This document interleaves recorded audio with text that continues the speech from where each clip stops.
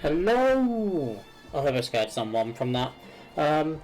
Yeah, welcome. It's Tuesday, it's nearly 8 o'clock, and as always, with myself, it is a Professor Layton stream. We are so, I think, we are so close to the end of this game. But don't hold me to that. Don't hold me to that.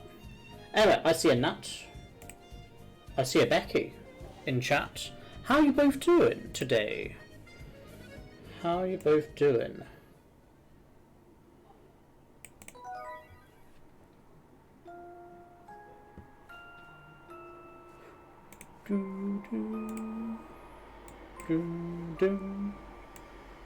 Yeah, how you all doing?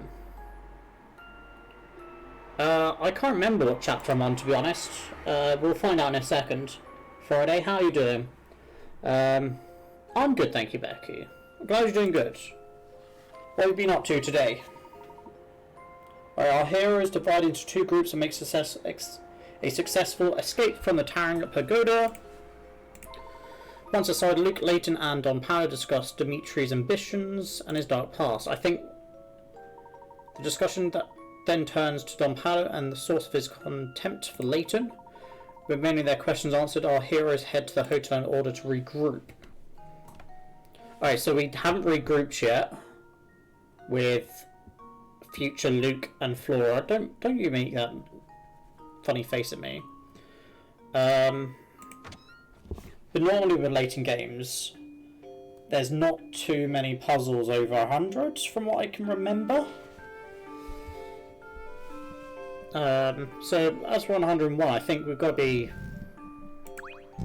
fairly close, or sort of getting towards the last 2 or 3 chapters.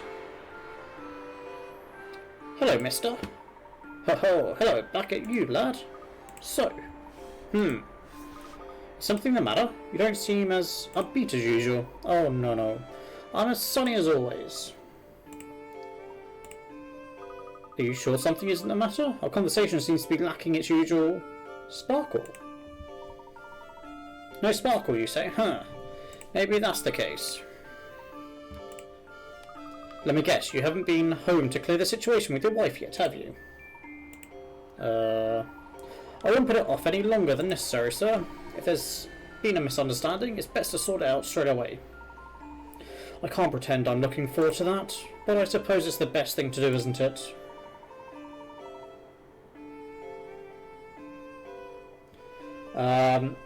I'm doing fine, by the way. As for how close you are to the end, you're closer to the end than far as you're aware. Okay. So I believe this game is sort of longer than the first 2. Oh yes, she does sound frightfully irritated.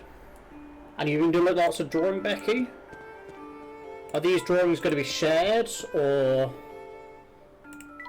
are we going to be left in the dark?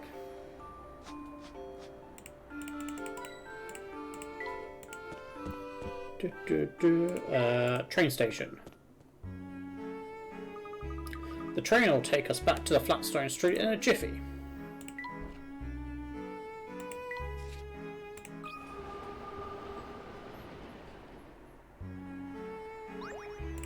Has George been off work today?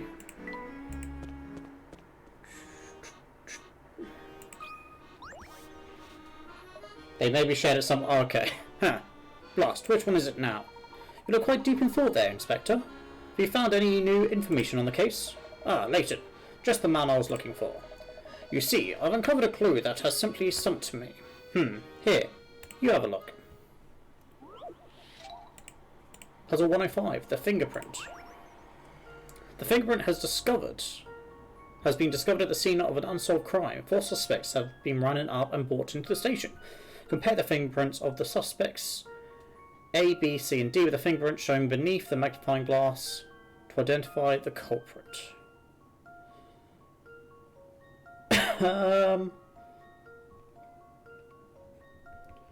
He worked today, big sad. He's been sleeping since he got home though. Well, you know, he did stay up quite late yesterday, playing Ghost of Tsushima, which I don't blame him for playing it a lot, because I've been playing it most of the afternoon, but with lack of sleep and then working, it can take it out of someone. Alright, let's get the memo up so I don't accidentally put it on. Alright, I don't think it's this one. I'll tell you why. This bit up here, there's nothing there.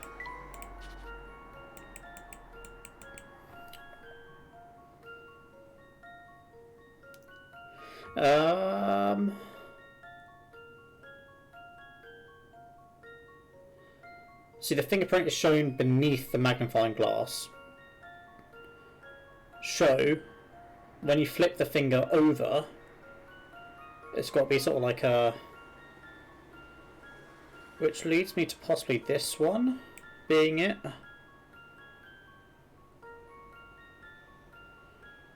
Because I think there's slight differences with this one. So I'm going to go with A. That should do the trick. The boy's been playing Ghost of Tsushima every day for like 6 hours, more on the weekends. Says he'll make it up to me by cooking dinner tonight though. So I'll survive the Game-ageddon. It is a very addictive game. Like I'm guessing the game is split into just 3 acts. So the 3rd act's the final. And I've invested a lot of time in it I don't know how long. I haven't been counting. And I'm only just sort of completing Act 1 and the whole map sort of today. So I can tell it's going to take a long time to finish everything.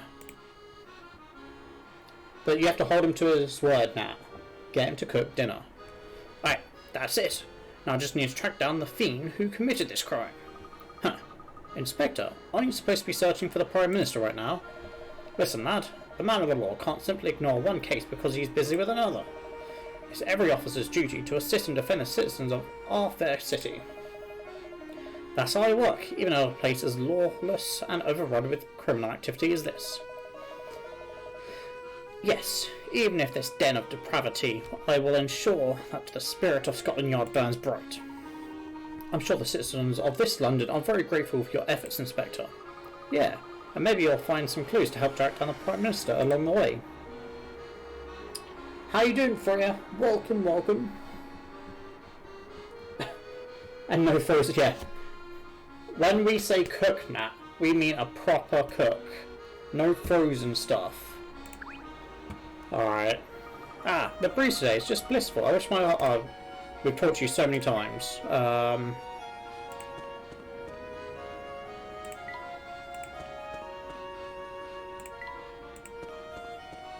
Oh, was it the hotel? I thought it was the cafe we were going to. Not bad.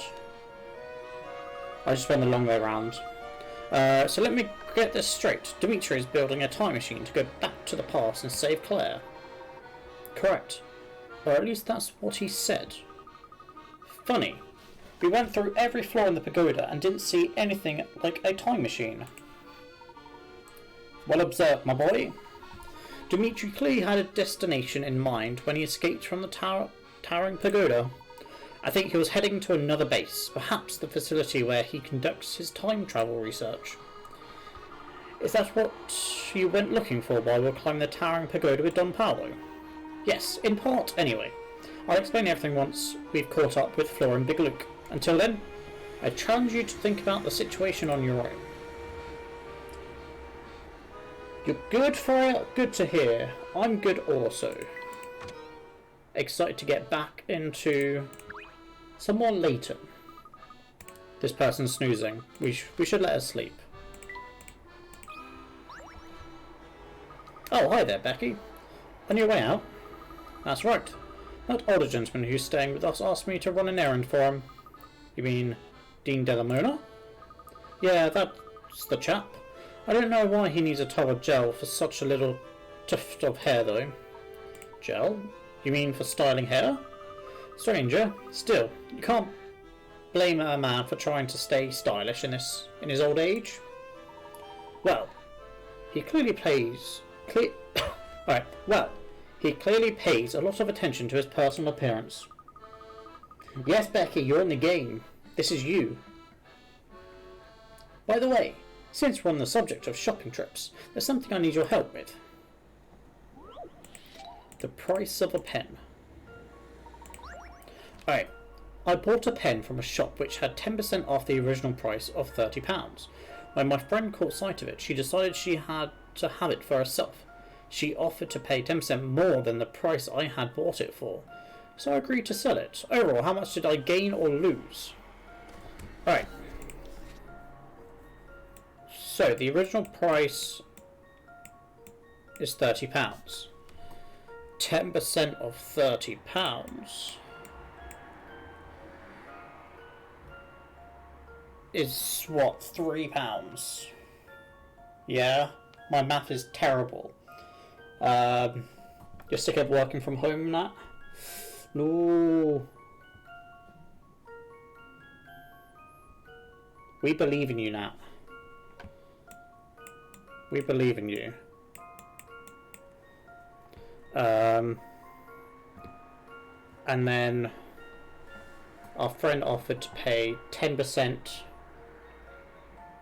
of what we paid, so £2.70 more, which is £29.70.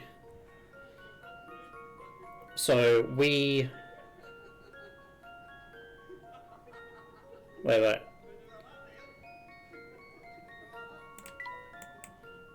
that's how much we bought it for. So we gained...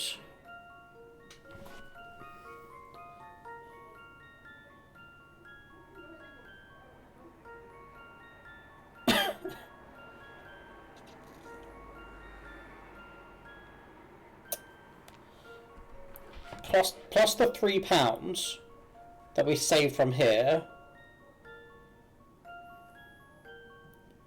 So it would be £32.70. Did we just say? I'm pretty sure we just gained £2.70. I've just scribbled across everything.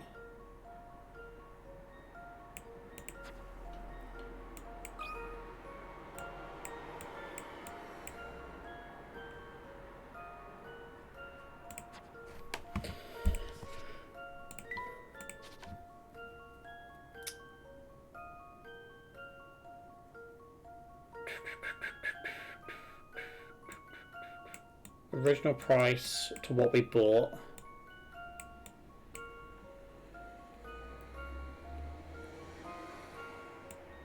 What our friend wanted would have been... But then there's still the £3 that we saved. Surely, I think the £3 is what people would originally miss.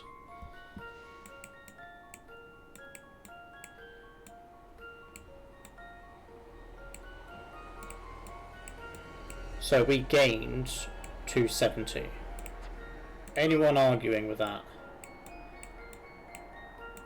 Anyone want to argue with me? That should do. Speak now. Well, that's settled. It's settled.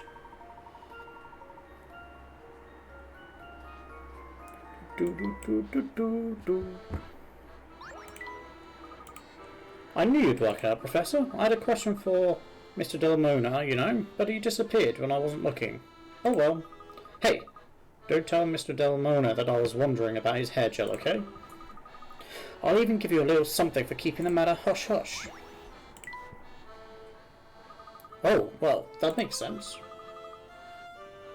Don Paolo was posing as Dean Delmona. The hair gel is for Don Paolo. Precisely. Of course, he did away with that disguise once I persuaded him to assist us. Yeah? You can't imagine how shocked I was to see Don Paolo step out of the Layton disguise. Haha, that's life for you, Luke. You never know what surprises are waiting around the corner. Let's be off.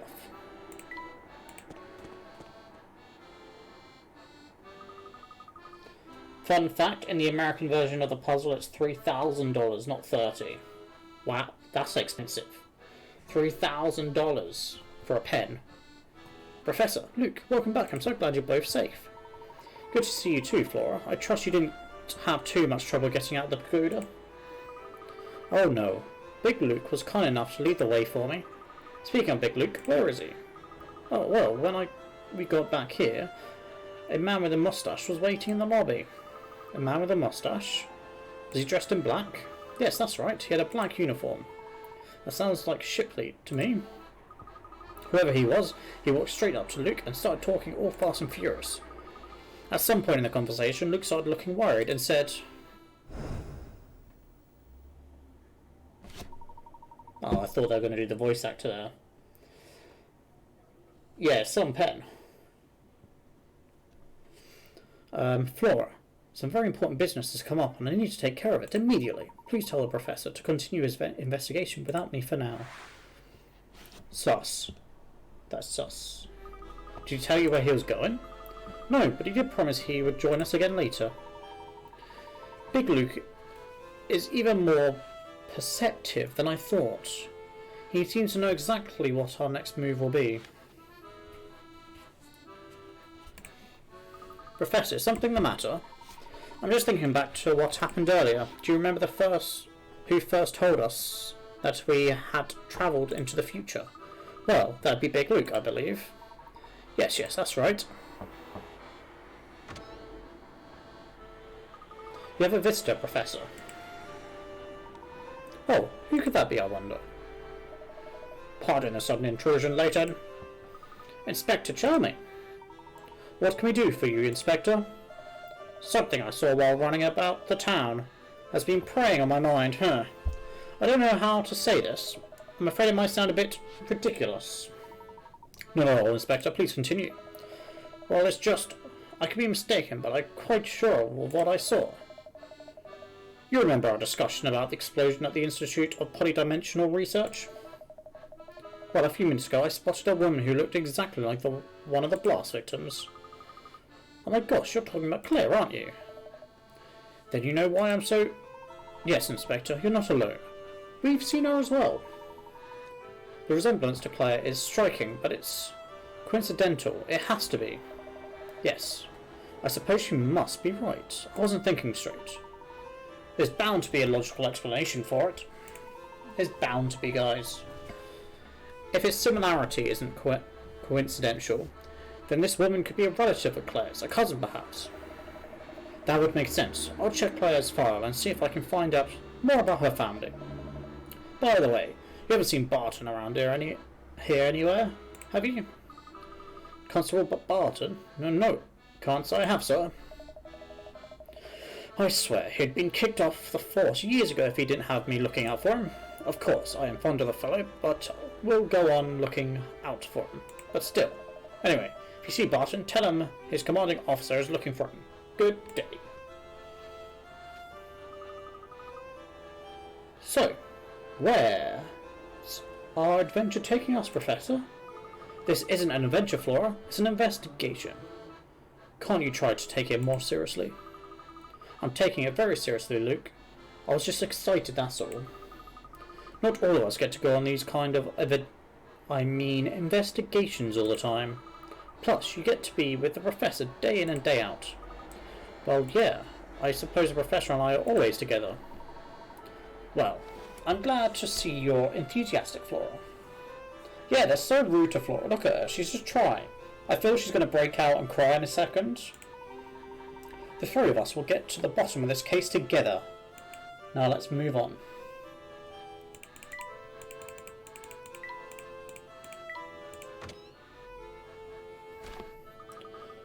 Oh, heading out again already? That's right. By the way, Becky, I was wondering if there's somewhere nearby where we can cross the river. There's the bridge, but it's quite a long way out beyond Chinatown. Do excuse me, but I couldn't help but hear that you're trying to cross the river. Granny, I didn't realise you were awake. There used to be a tunnel that would take you across. It went right under the river and people could just walk through to the other side. Wow, a tunnel under the river? Sounds amazing. Unfortunately, once the family gained control of the city, they shut down the tunnel. Grafton might still know how to get in, though. Grafton? Don't you know him? He's easy to spot with those bushy eyebrows, blue hat and scheming smile. Ah yes, we go back a long way. He spends most of his time down at the black market these days. Ah yes, I do believe we've met this friend of yours before. You remember him, don't you, Luke? Luke? Where did he go? He was here just a moment ago. Oh, you looking for little Luke? I just saw him leaving. By himself? But where could he possibly be going? Where is Luke going? Please excuse me, madam, but I have to go and find Luke. Thank you for directing us to Grafton. No, we at Hotel Duke are always delighted to assist our guests. Where the hell's Luke gone? Yeah, Flora just wants to help because she didn't get to help very much in the second one, Pandora's Box or Diabolical Box. And she just wants to be involved. And yes, Becky, I'm always talking to you. So be on your toes. And I don't know why everyone's running away from her. It's just that kind of episode, I guess. Everyone's just leaving. I'm worried, Professor. Where could Luke have run off to? I don't know, but I share your concern. It's unlike Luke to take off without such a word. Maybe he decided to go on a secret mission of his own, like you did when you went to the Towering Pagoda. Huh, well, whatever his reasons, he shouldn't be out there alone. We need to find him.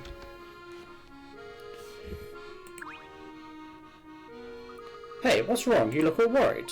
Hello there, young lady. Have you seen a boy coming out of the hotel recently? Oh, the boy in the blue cap? Or the boy in blue? Yep, I saw him come out, but I don't remember which way you went. Sorry. That's quite alright. You've been most helpful. She wasn't any help at all. Maybe Luke's feeling a bit conscious? Maybe. You'd better have a good reason for talking to me. Sorry to bother you, but have you seen a young boy I've been travelling with? The knobbly kneed squirt in the blue hat? Yes, that would be him. Yeah, I saw him go by. Did you happen to see which direction he went? I suppose I could tell you, but not for free. Scratch my back and I'll scratch yours, okay? I guess we're scratching his back. Oh, it's another picture. Somebody's been racing chickens. Looks like it's a photo finish, but the photo's been torn into pieces. You need to work out which chicken came in 7th.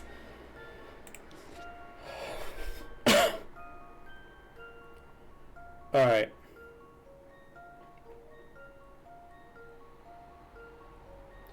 I'm going to guess that one came in first because of the line.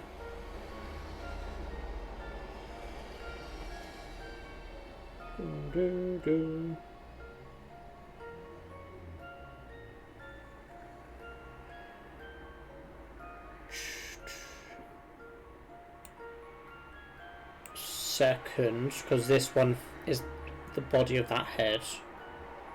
The very top of this is H. So that could be 3 or 4.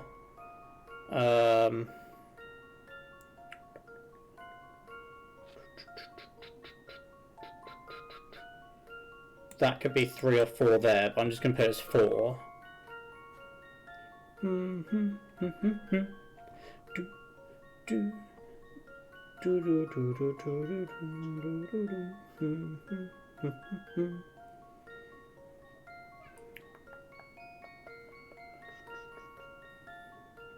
How many are there? 1, 2, 3, 4, 5, 6, 7, 8, 9, 10, 11, 12, 13.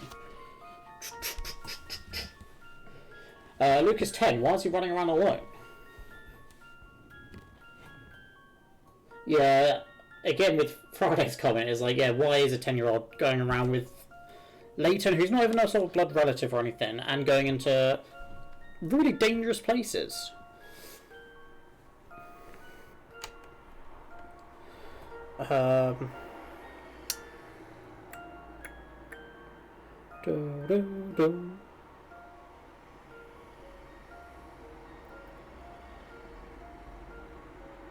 It's really hard without being able to move the images around.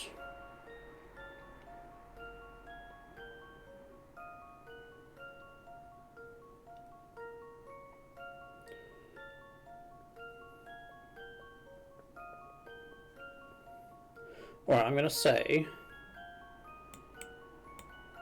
this is 13, 12, 11.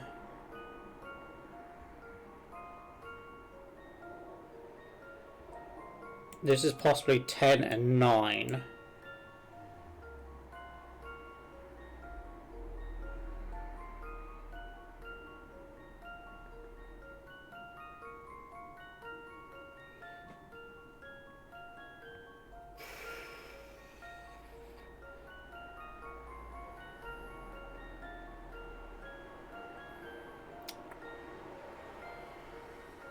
I think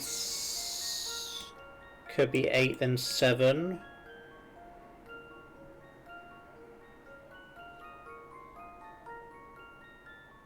Because this line here fits this one.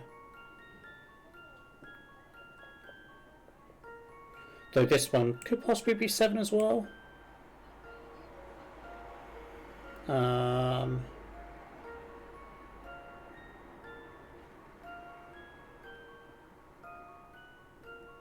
I'm going to go with E. Let's see if I've got this right. That's hard to, like, imagine. Just as I suspected. Yeah, so I got these, like, correct on them being the last lot. And I was just sort of trying to figure out between these 4 here. Well, we got it. First try. Ah, it feels good to finally wash my hands of that puzzle. So, about that small friend of yours, the lad came out and walked off towards Flatstone Street. Had the glummest expression on his face.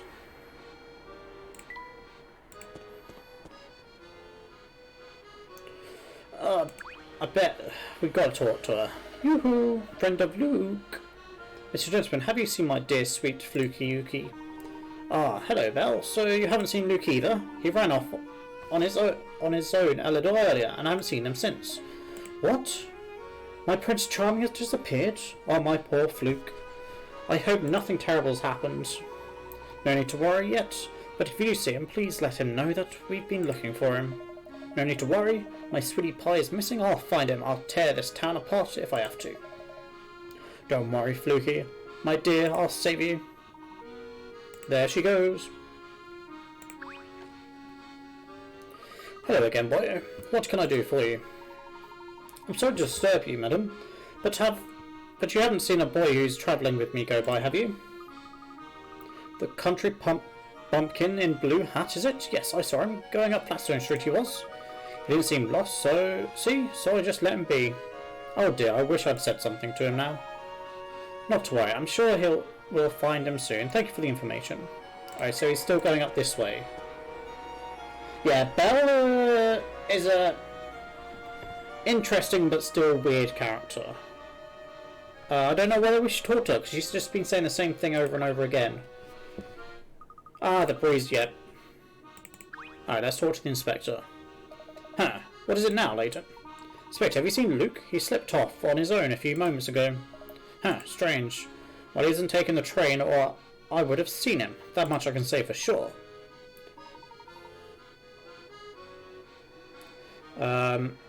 I think they're roughly meant to be the same age, Becky. I think she's just fully infatuated with him. To a creepy degree. We'll leave it at that. I see, then he must have headed towards the river. I thought the boy was joined to you at the hip. Well, I suppose every hatchling has to spread their wings one day. Yes, well, I'm just a bit concerned as to where he's flown off to.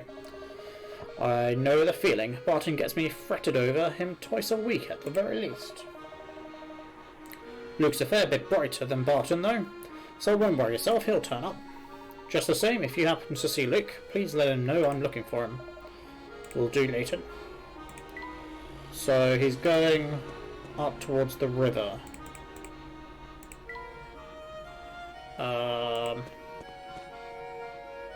This is the casino.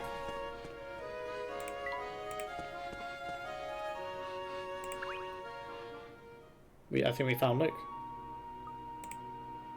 Luke, there you are. Oh, hi, Professor. I see you've gone out for a stroll. May I join you? Oh, of course. I'm sorry for running off. I was just thinking. We've had so much fun these last few years, and I've become so used to just going everywhere together. Of course you have. After all, we're the best of friends. It's only natural we'd spend time together. But Dad told me the other day that he's being transferred. We'll be moving away. Ah yes, your father mentioned that to me as well. Now tell me, Luke, do you believe that we're true friends? Of course I do. How can you even ask that? Good. Then there's no need to worry. True friends, you see, share a special connection. And this connection endures no matter how far apart they may be in the world. Distance and time apart cannot break the bonds formed by true friendship. Do you see? I think I do, Professor. Excellent. Then let's get back to our investigation. We've got many mysteries to solve. Let's go, Professor. Oh, it's good to see you back in high spirits, my boy. Now tell me, can you guess where we're headed next? I've been thinking about it, and I'm sure Dimitri fled to the place where he's building the time machine. But the question is, where? We already know that this research lab isn't in the towering pagoda. That's right. So we must review all the clues we've gathered in our investigation of this London. I missed it. Why did Luke leave? I think he was pondering over the fact that back in the past his family are moving and he was worried about their friendship being the Layton's apprentice. But Layton had it under control. He was like, true friendship, distance, time does not matter. So everything's good. Has anything we've seen around the city struck you as suspicious? Yes, the lighthouse. Oh, what about all the men in white coats we bumped into? Those were lab coats, no doubt about it. Perhaps those men are involved in Dimitri's research. Excellent. Now let's think carefully. We've met several men in lab coats around this London. Other than their garb, what else did all these men have in common? Oh, of course. They all had wet shoes. So they must have walked through the very wet area. But where could that be?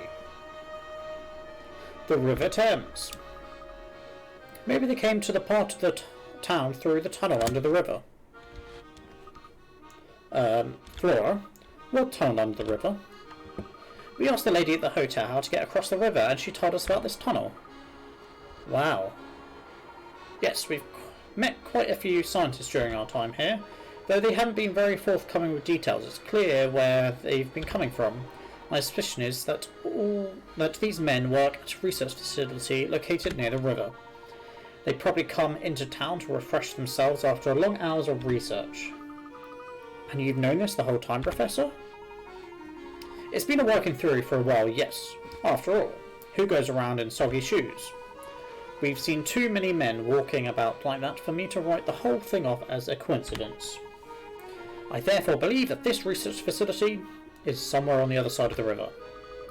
Amazing. I've clearly still got a long way to go before I can reason as well as you do, Professor. Alright, everyone, we're going back to the Black Market Bazaar. Why there? If we're trying to get across the river, shouldn't we head back to the riverside area? I'm sure we'll be going there eventually, but first we have to talk to that man at the bazaar with the eyebrows. Grafton, I think. Okay, if you say so. Yes, we do say so. Alright. Not him. No one's there. I think it's the next one.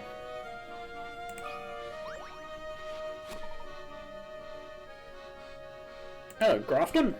Oh, that's the first time someone's called me by my real name in ages. Where'd you hear that? The proprietress of the hotel informed us of your name. Ah, dear old Maggie. She can be quite fearsome, but underneath it all, she's a good egg. Anyway, what can I do for you? We're trying to find a way across the river. We were told you might be able to help us. Have you tried jumping? I must admit, that's an option we've never considered. Heh, I'm just pulling your leg. Well, there's a couple of boats that leave from outside the Thames Arms. Those are just for those family folks to use mind. I was told you knew of another way across. Ah, so Maggie laid it all out for you, did she? More or less. Ha! Alright then. But things are pretty rough across the river. If you're set on heading over there, I needed to at least to make sure you got the brains to get across. We're being challenged. Alright. It's the rotating puzzle one. So this one needs to get there, the yellow needs to get there, the red needs to get across.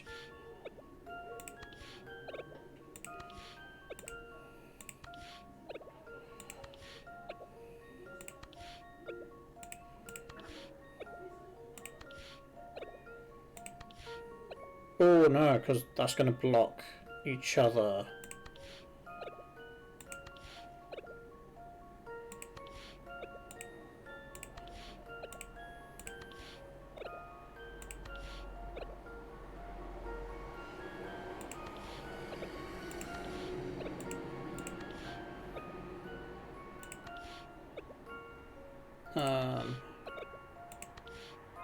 There we go.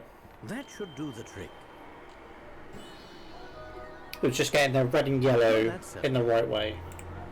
In the right order.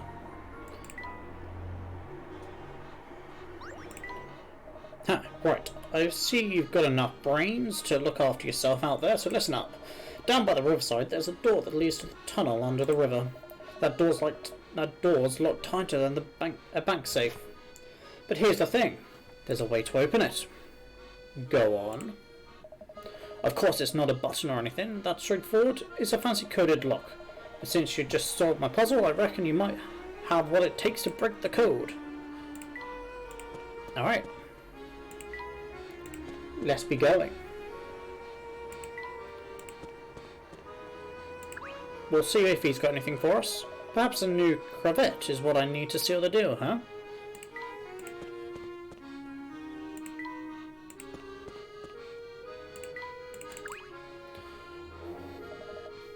What do you want?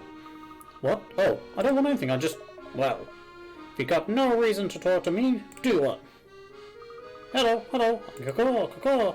So subject one is that you? Well, I'll be it is. You made it out of the lab alive too then, eh? Huh? So caw was the lab animal, like subject 3? Who'd have guessed? You look good, subject 1. Keep your beak clean out of there, okay? So our parrot is also subject to tests. Look, that must be the door Grafton was all about. I think you're right, Flora. Now we just have to find a coded lock. Sure, it's just going to be the door. Bingo! So this is the coded lock that Grafton was on about. I think I can break the code. Let's see. Let's see, shall we? Alright, for each of the 4 squares below, there is a way to display all the numbers from 0 to 9. Touch the 4 buttons A, B, C, and D to change the numbers according to a hidden set of rules. Work out the hidden set of rules, and set all the numbers to 0.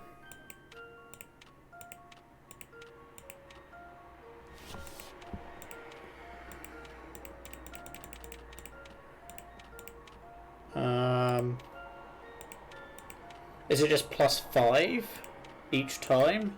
I think that's +5 each time.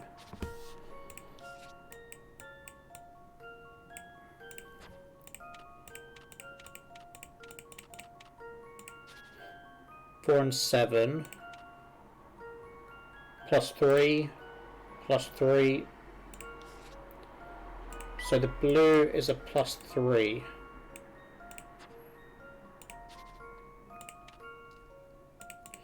6 and 4 to 3 and 1.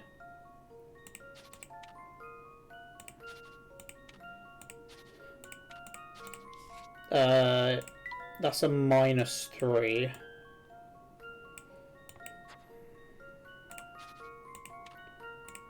Nine and 7 to 3 and 1. 9, 7.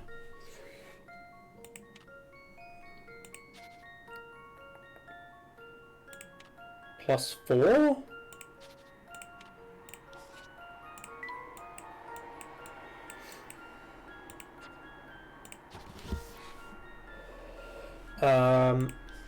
So with that in mind,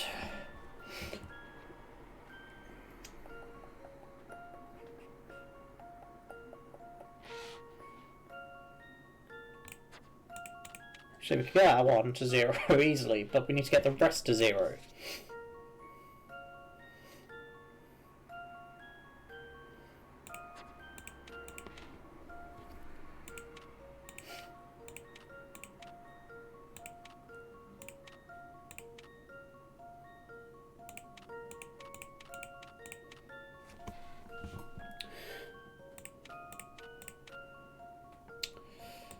See, this one...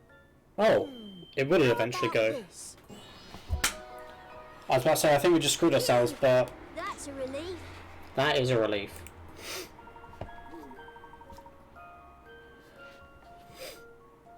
Oh, well, I had it wrong. That was a +7, apparently.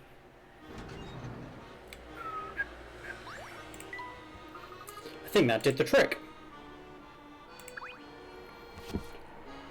I should never have come to London. I would have been better off staying on the coast. Alright, thank you, Mr. Lighthouse Man. Yikes, this place is disgusting. It seems this tunnel has been neglected for some time. It's started to leak and fall apart. There's no way to get to the other side without getting one's feet thoroughly soaked. No wonder these scientists always have wet shoes. With all the boats in the area under family supervision, crossing the river is no easy task. The tunnel is their best bet for unimpeded movement between both sides of the river. Professor, Luke, wait. If we try and walk through this mess, we'll get absolutely soaked. I know it's hard, Flora, but sometimes sacrifices must be made for the sake of the investigation. That's easy for you to say, Luke. You're wearing shorts. So, we've only got one... Right. Ha. Well, look who we have here. You. I thought this place was unguarded. You got it all wrong, boy. I'm not on guard. I'm just having a break. It's nice and quiet down here. But now that I've seen you, I can't, very well let you just waltz on past, can I? Listen, we really need to pass through. Can't you just look the other way? Huh. Headed for the research facility, are you? Okay, whatever. I'm not exactly on the clock here after all. But that doesn't mean I don't have standards. And if you can't measure up, you're out of luck. Standards? What kind of standards? You need to have solved at least 80 puzzles, which you seem to have done. You're free to go through.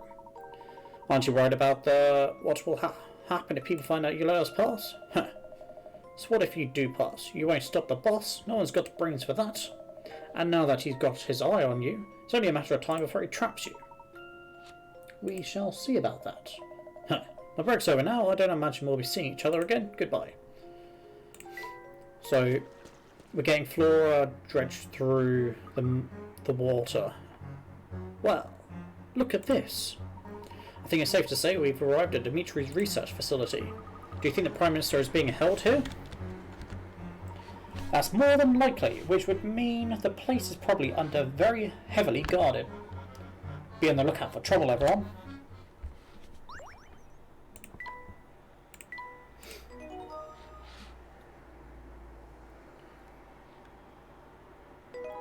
Chapter 11, The Time Machine Laboratory. So I'm on Chapter 11. I don't think this is the kind of place we can stroll into through the main gate. Perhaps there's a more discreet entrance. Good idea, Professor. We might find another way if we search the area carefully. Well, like this door here.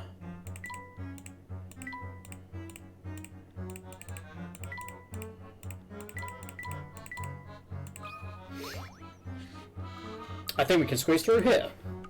Hey, look, you two. There's a message scrawled here. Oh, where? Right there, on that little scrap of paper stuck on the wall, see it? Puzzling legend. Right, this note contains instructions for disarming the traps in the door. One of the 4 buttons A, B, C, or D disarms the traps. To find out which one it is, trace a path from the center square, going horizontally or vertically from the square to square in order red, blue, yellow until you reach the correct button. You cannot pass through the same square twice. So it's got to be red, blue. It can't be that yellow, so we've got to go to another red. Red, blue, yellow. Red, blue, red, blue, yellow. Red, blue, yellow, no. Red, blue, yellow, red, blue, yellow. Red, blue. That's not blue. Blue, yellow. Red, blue, yellow. Red, blue. Yellow, red, blue, yellow. Red. Blue, yellow. Red, blue, yellow, red, blue, yellow.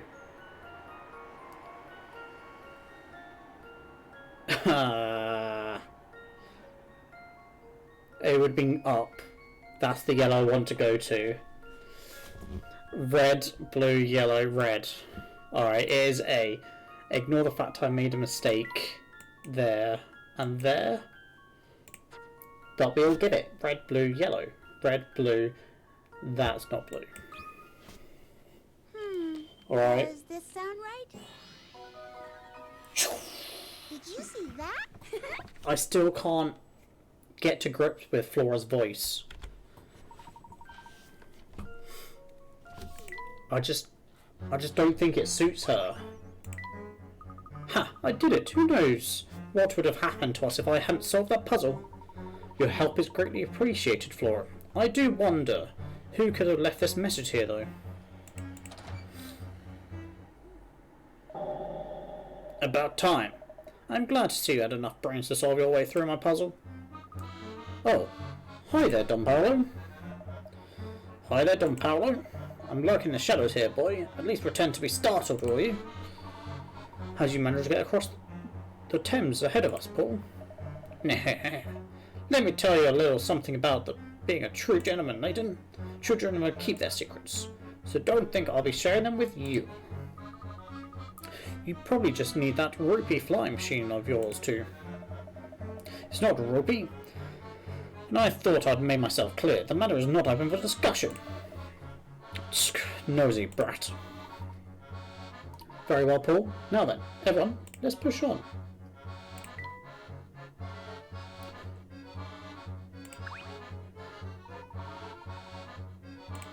Alright, so it is down the ladder I need to go. Oh, there's something here. Just a hint coin.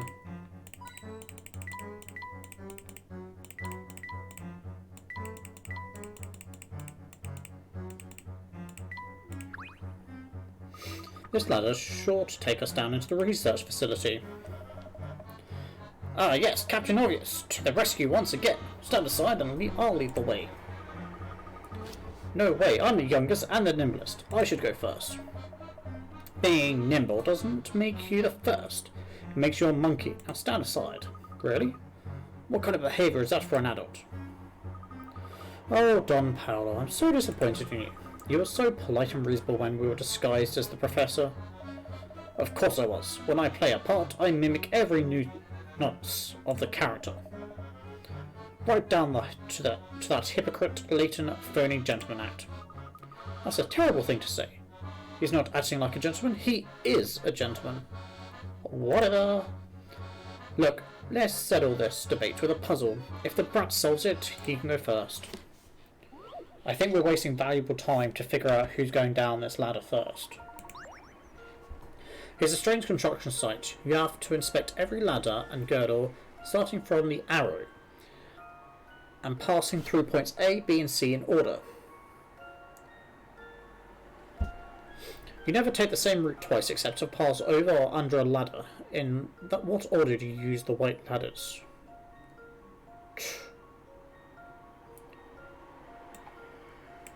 Surely that's got to be one to go down. Or no. Maybe it goes down here. Wait, down here across.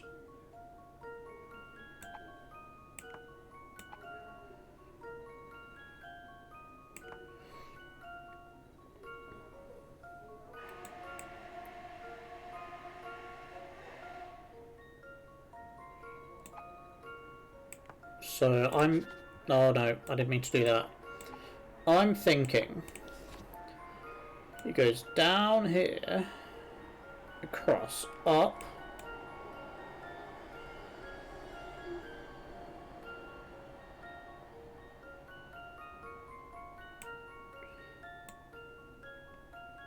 like that. You get me, fam? Do you get me? How about this? See? I told you. No puzzle can stop Layton's apprentice.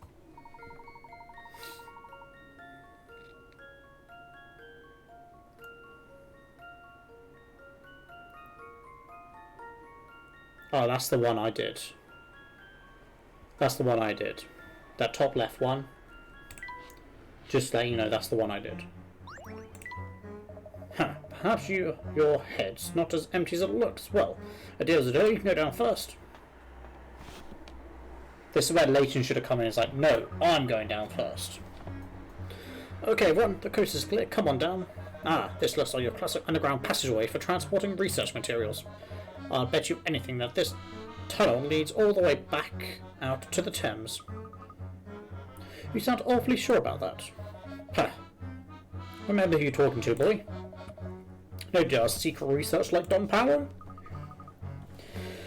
I suppose everyone's got to have a hobby.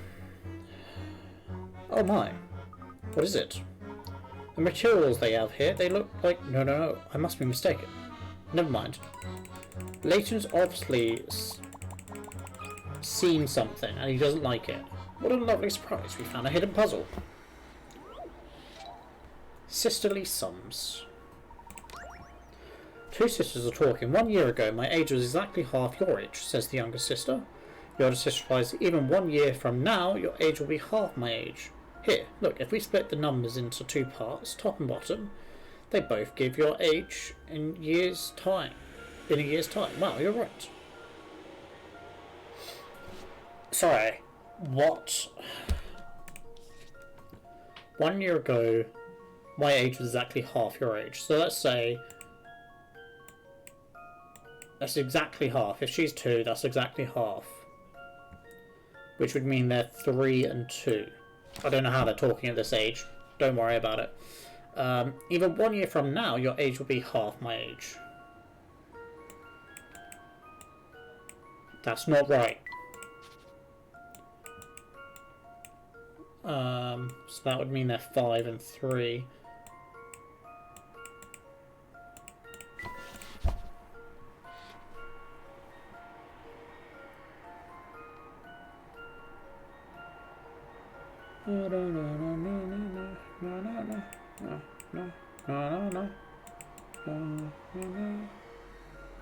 I'm just thinking.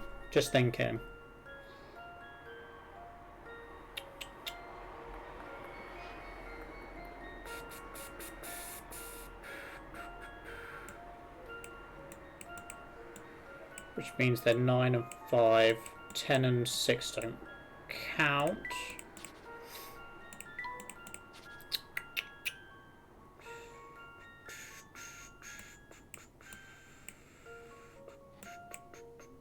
That won't work.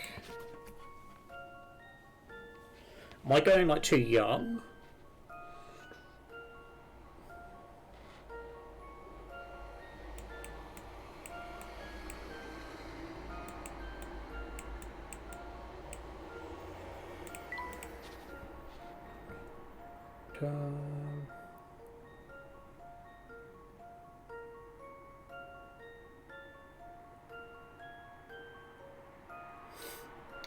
I'm trying to focus on the original previous year's ages to then the next year's ages, not how old they actually are, because that should work it out.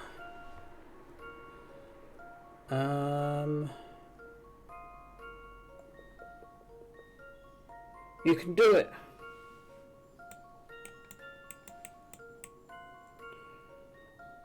So that would get to 9, but that won't work.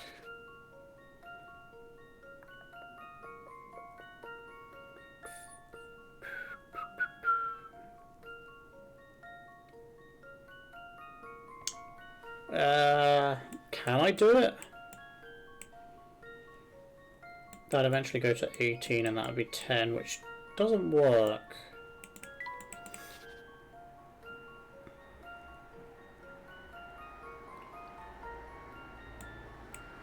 Alright, we're going to start from the beginning. That doesn't work.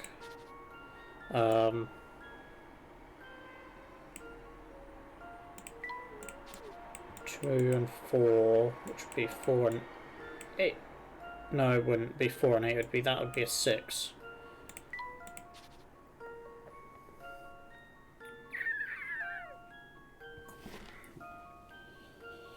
I don't like this one. I'm not gonna lie. I don't like it. Because at their current age here,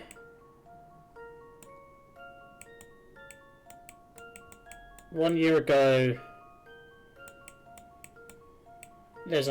one is half the age of the other, and then plus a year, again, there's got to be a half difference.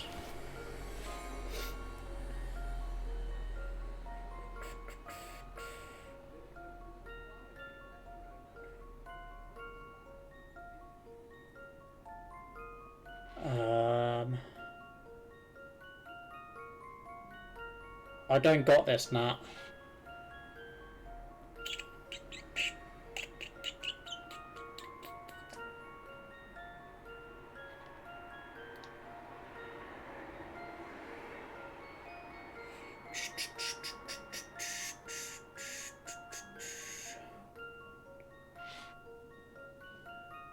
Not yet, but in a bit. Maybe in a bit.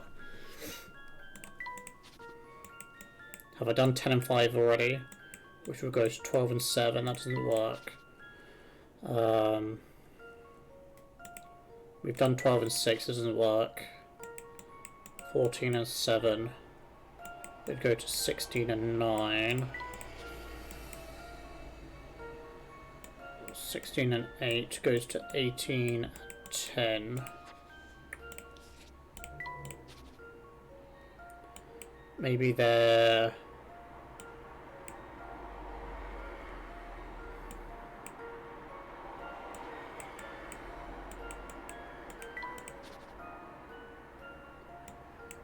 ...20 and 10.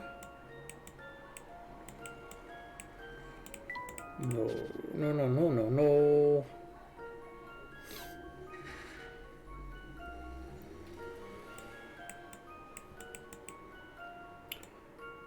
...24 and 13. I don't got this. How's the sister now? She's a number. But if you cut it in half, she's 77. If she was 22. Has anyone else got an idea in chat? Because I'm drawing... I'm clutching at straws here.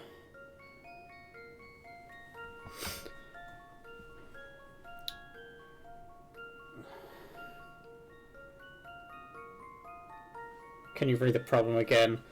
Two sisters are talking. 1 year ago, my age was exactly half your age, says the younger sister. The older sister replies, even 1 year from now, your age will be half my age. Here, look, if we split the numbers into two parts, top and bottom, they both give your age in years' time. How old is the younger sister now? Look, 2 and 1, boom, splitting the...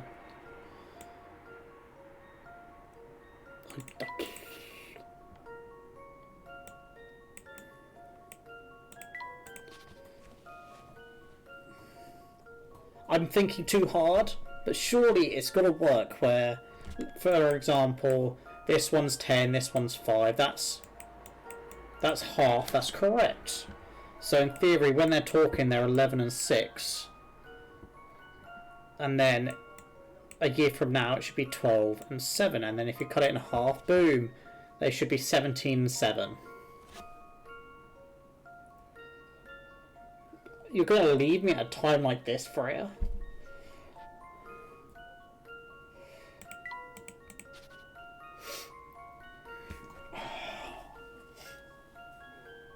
And Nat, you're not going to try because Freya has it?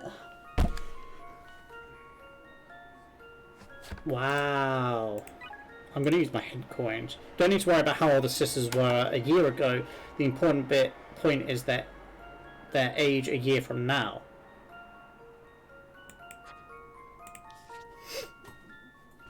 So let's say they're 10 and 5. Boom. 1 is... oh, that makes... I'm going to get this without Freya's help. Have you worked out the split the numbers into two parts, top and bottom mean?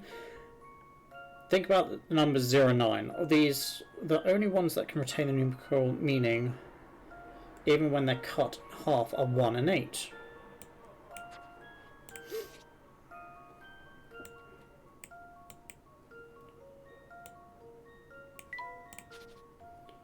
So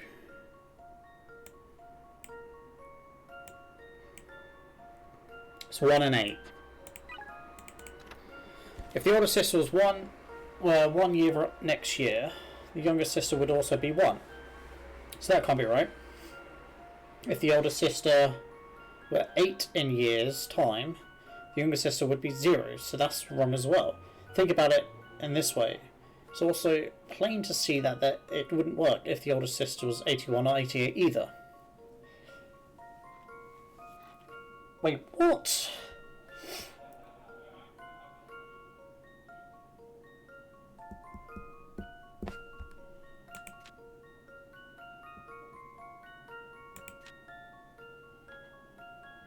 Y'all got it? No. No, I feel that the hint coins have just made it even worse.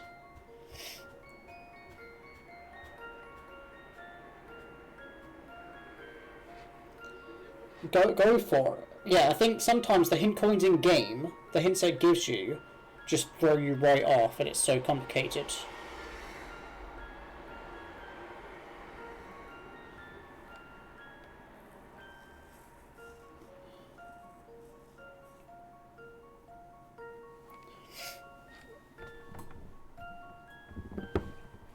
So you're saying 18 and 9.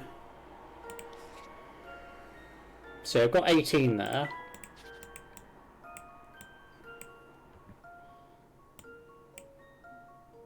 Would that be the year before? So they're technically what, 17 and 8 is what you're getting at? Or are you actually saying the answer is 9 itself?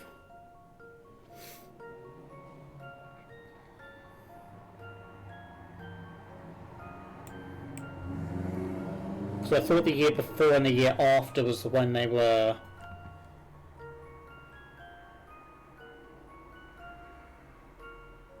So you're thinking the younger sister right now is 9. That should do the trick. I still don't get it. Alright. Few things satisfy like a puzzle solved.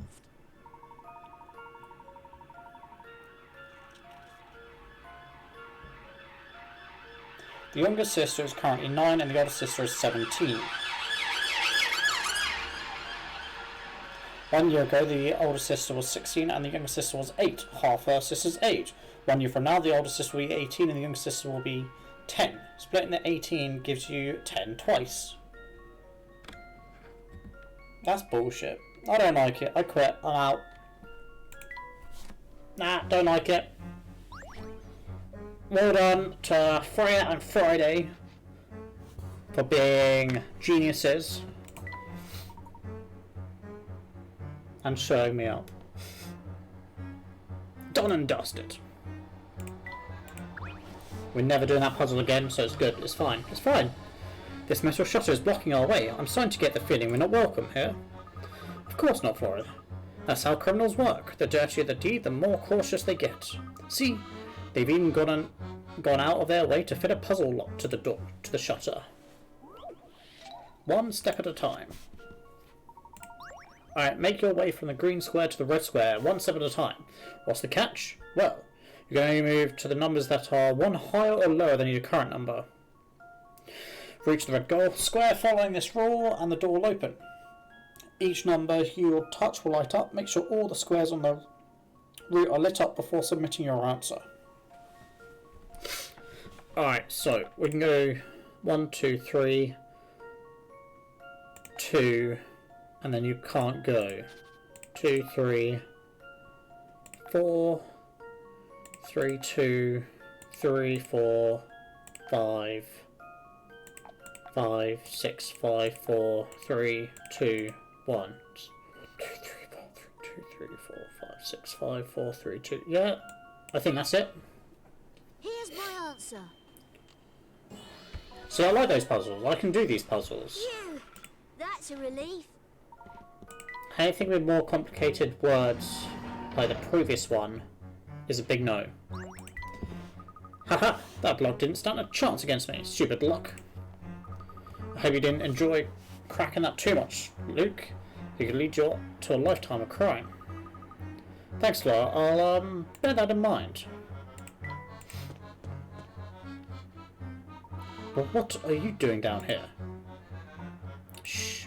Keep it down, sir. We've come to rescue you. I don't know what you mean. There's nothing to fear, my friend. We know the whole story. You were captured by the family, or rather, by Dimitri Allen. And now you're being forced to work on his research here, correct? Dimitri Allen? You know his name? But who are you exactly? I am the Royal Professor Layton. Dimitri has been using my good name for his own misguided purposes. Ah, I see. I remember hearing that you worked in archaeology, yes. It all makes sense now. Goodness, you can't imagine how shocked I was when I found out that Layton was actually Dimitri. Are any of the other scientists here aware of Dimitri's true identity? Some, yes. But I don't dare talk about it with the people here. I imagine that the family would do to me if they caught me spreading that kind of information around. I see. Well, is Dimitri in the facility? Well, he comes and goes. Yikes, quick! Hide! The guards are heading this way.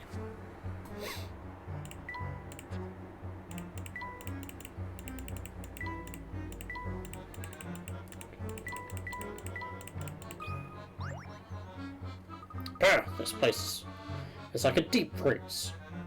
Why do we have to stand guard down here anyway? The most we're gonna find is a rat. We're down here because we messed up, ain't we? This is our punishment, and I'd say we got off lightly. If Bostro hears you harping on like that, he'll knock your block off. I wish I'd stayed in school, bruv. I should have known no good would come from this line of work. Shut up, Moby. We've got 10 hours till our shift ends, and we've just got to stick it out. If you really want to make the time go faster, stop moaning and tell me a joke or something. Psst, did you hear that? Bruv. Exactly. I did. Those two are going to stand guard there for the next 10 hours. But I'm heading back. The guards know me. If I walk past on my own, they won't stop me. Wait just a moment. I think we might be able to get those chaps to turn a blind eye to us. But how?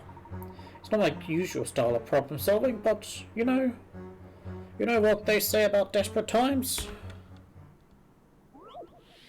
Rope puzzle. Drop this wooden crate on the thugs. All you have to do is cut the rope, but it's all tangled up. Line up the parts to straighten out the rope, ready for cutting. Alright.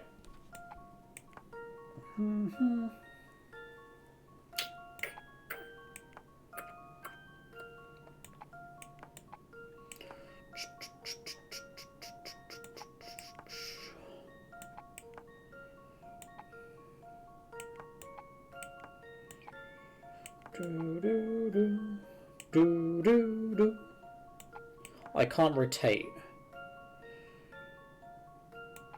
Does that fit on? Yes, it does. But that fits too nicely.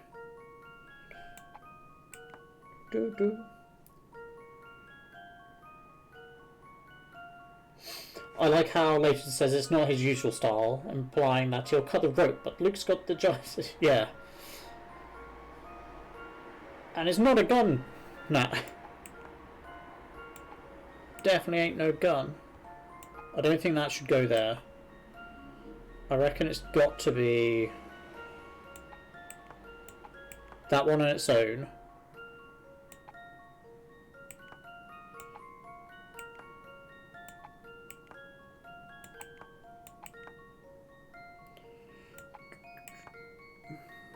I can't rotate them.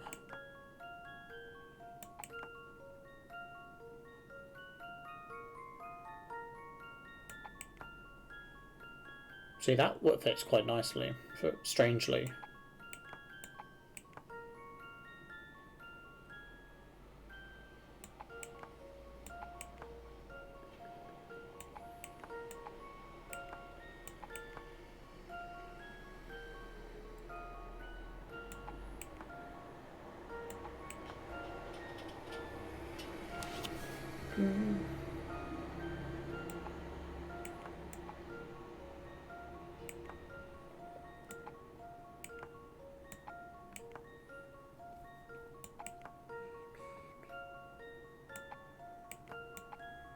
I'm just seeing what fits together.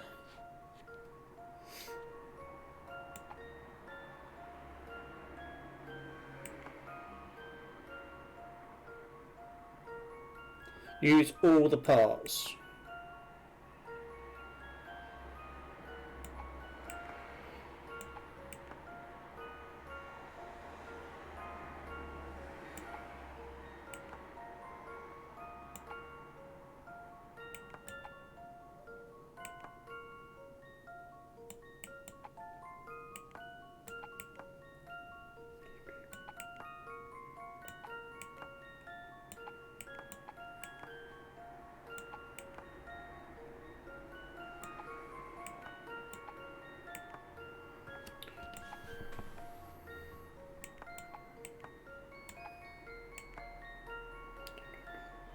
Do, do, do, do.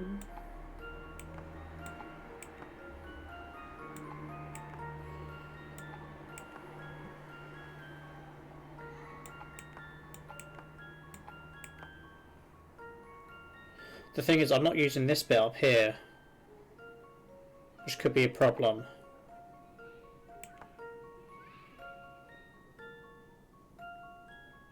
And I'm not using this part either.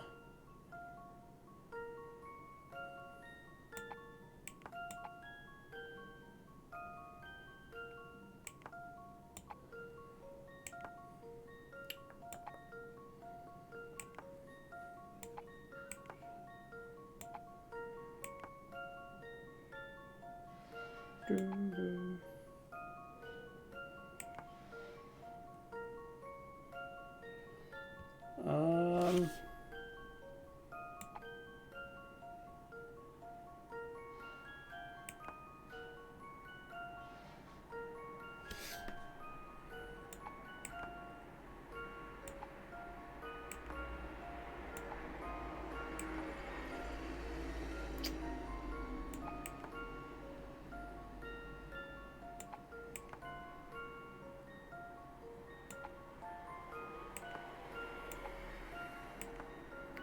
See, that fits nicely there.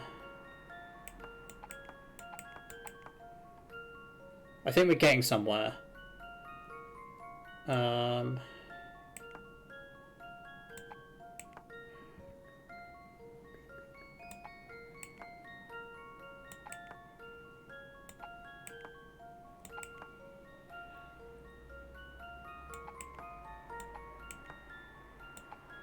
think we were getting somewhere. We gotta have it received down here.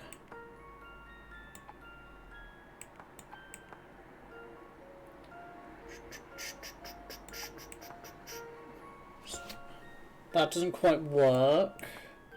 That works. But it can't go in straight away.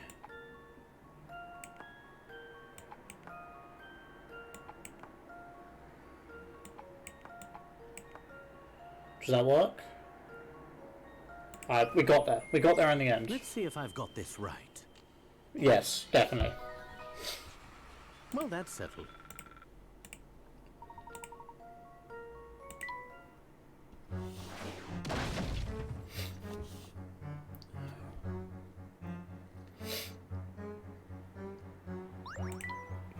Crikey, I bet they didn't see that coming.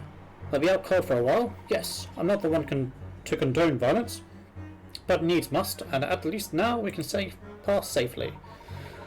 I have something else to tell you before we move on. We came here to prevent Dimitri from completing his time machine. We also wish to liberate all the scientists that Dimitri is holding captive. I'm listening. And maybe we can speak directly to the man and end this whole mess. Do you know Dimitri's current whereabouts? He shot them with a gun. Not quite. If you're referring to the gun as a giant box floating above their heads by a rope, then yes.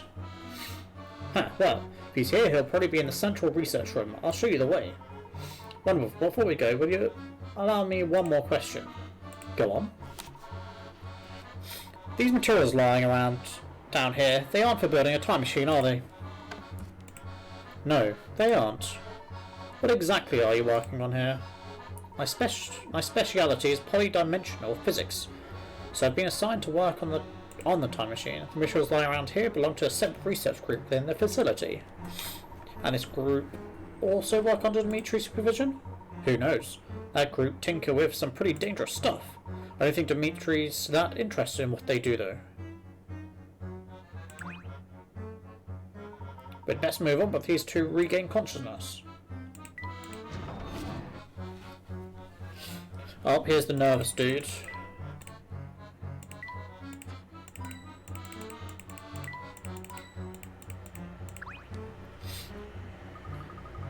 Wits with all this racket, Taurus. Who are these folk? Cuthbert, this is a real Professor Layton. Huh? What do you mean a real Professor Layton? Look, I'll explain to you later. We don't really have time to go into it here. All you need to know is for now is that these people have come to help us get out of here for good. You do want to go back to your own time, don't you? Or On time? Aye. I'd do anything to get back there. What can I do for you, Professor? I've got to really concentrate saying this when he's talking. I have to find Dimitri, the man who's been using my name. I hear he could be in the central research room. Do you know where that is? Aye, yeah, close. That's just a wee bit down the corridor. Well, I still cannot believe you're the real deal. That's a right turn off for the books. As I recall, you were rather surprised to see me last time you met as well. Well, I'm awfully sorry, but I wasn't I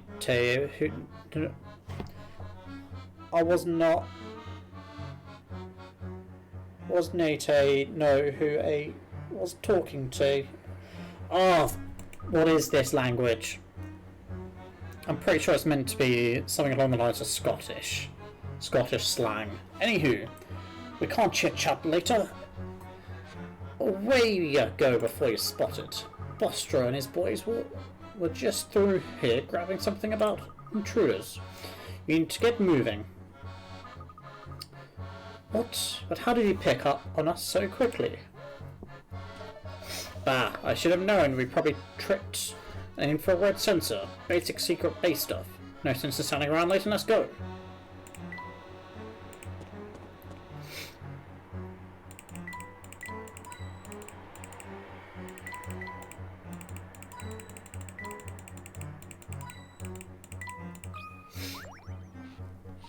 This door appears to lead to the central research room. I hope Dimitri's in there, Professor. As do I. I heard him talking earlier. He can still be reasoned with, I'm sure of it. Well, our first challenge is to get this door open. It's got some strange lock on it.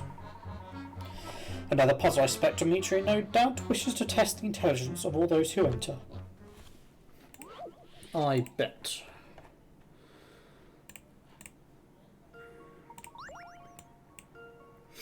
Alright, the plus sign displayed in the top left is hidden somewhere in this pattern. Can you find it? It's exactly the same size and shape. Draw a line around it. I'm guessing we've got to follow the line still, though.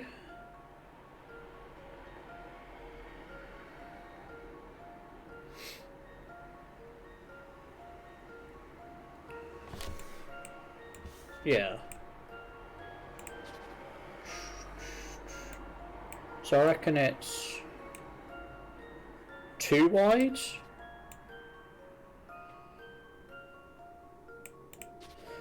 You can't cheese this one. Like in the previous ones, they used to leave you to like draw it like this, and you used to just be able to sort of do a bit of a square or circle around the actual answer, and it'll work. It's got to be central. Look how close that is.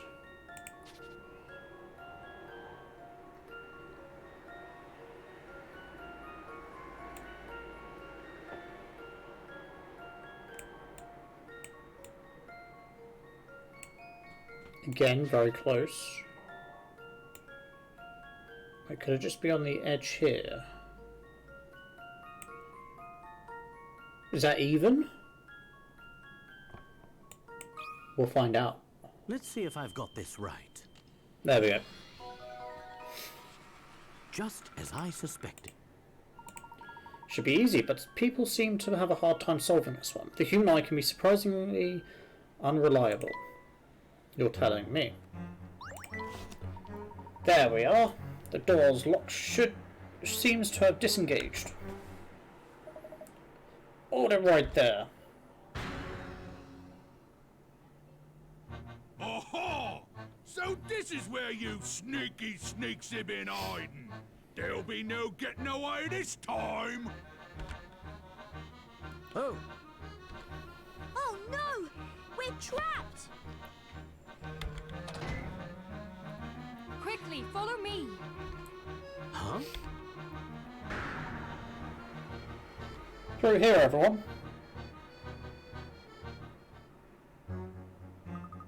Phew, that was too close. Oh, my heart's still racing. Who are you? My eyes must be playing tricks on me. You're Professor Layton, are you not? Claire? Is it you? No. I'm Celeste, her younger sister. I've been trying to uncover what really happened to Claire. I know she was quite fond of you, Professor. So it's the sister. So we've solved all our mysteries. But the game's not over. You're Claire's younger sister? You look exactly like her. It's uncanny. We've crossed paths several times, haven't we? And yet it's strange. Claire never mentioned having a sister. It's my greatest regret that we spent the last years of our life estranged from each other. Forgive me for not getting in touch with you early, Professor. I wanted to, but I was afraid it might attract unwanted attention from the family. For your own safety, I decided it was best to avoid contact with you. I see. You must have cared dearly for your sister to come to a place like this in search for the truth. Well, if I'm honest, I haven't been running my own investigation so much as tailing yours, Professor. But why? Your reputation. Don't they say the greatest Professor Layton can solve any puzzle? I thought that if anyone could get to the bottom of what happened that day, it would be you. Celeste? On the day of the explosion,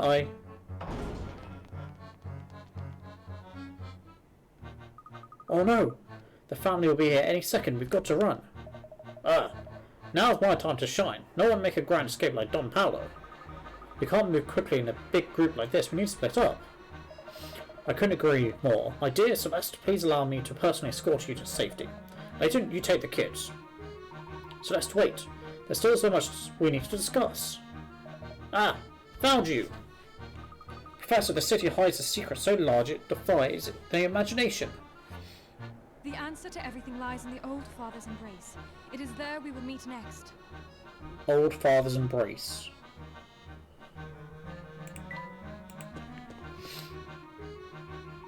We need to leave the facility immediately. Phew, I can't believe the three of us made it out in one piece. Don't let your guard down, Luke. We're not out of the woods yet. Professor, I just can't stop thinking about the last thing Celeste said to us. The answer to everything lies in the Old Father's embrace. It is there we will meet next. Yeah, I'm still questioning it too. Don't worry, Luke. Celeste was clearly trying to give us a hint as to our next rendezvous point. Oh, of course. She used a code to hide our meeting place from the family. But what could that code possibly mean? Think of it as a puzzle, Luke. Though I suspect the answer to this puzzle will be much more than our next meeting place. I'd wager that it's also the family's secret headquarters, and where Dimitri's been hiding. If that's the case, it's even more important that we find out where this place is.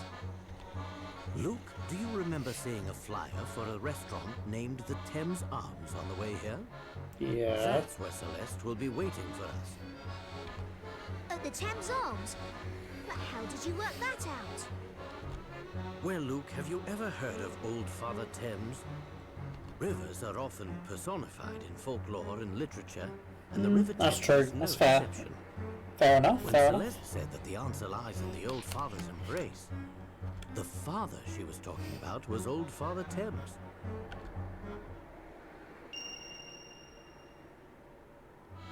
Oh, I get it! And an embrace happens in someone's arms. In this case, Arms of arms the of the Thames. That makes full sense. I'm glad they didn't make me work it out, because that would have taken quite a while. I've been thinking, Professor. What about Luke? About how Dimitri and Don Paolo have a personal tie to poor Claire, and all of you seem to question the circumstances surrounding her death, even Celeste does. Why do I get the feeling that many of our mysteries in this city lead back to that explosion?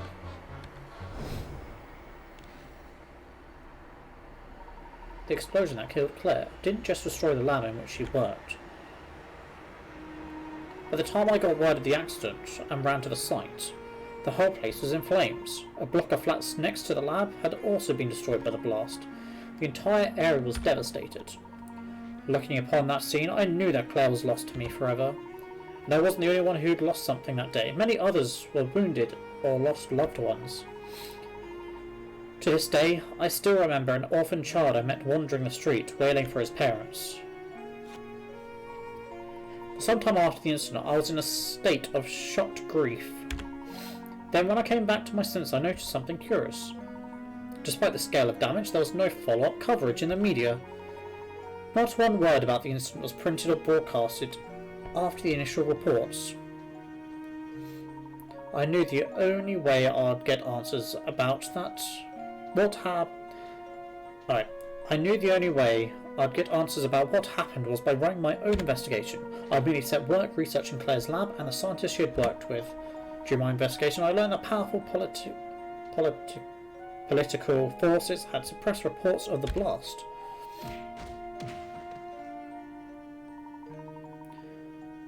It was right after this discovery I was viciously assaulted.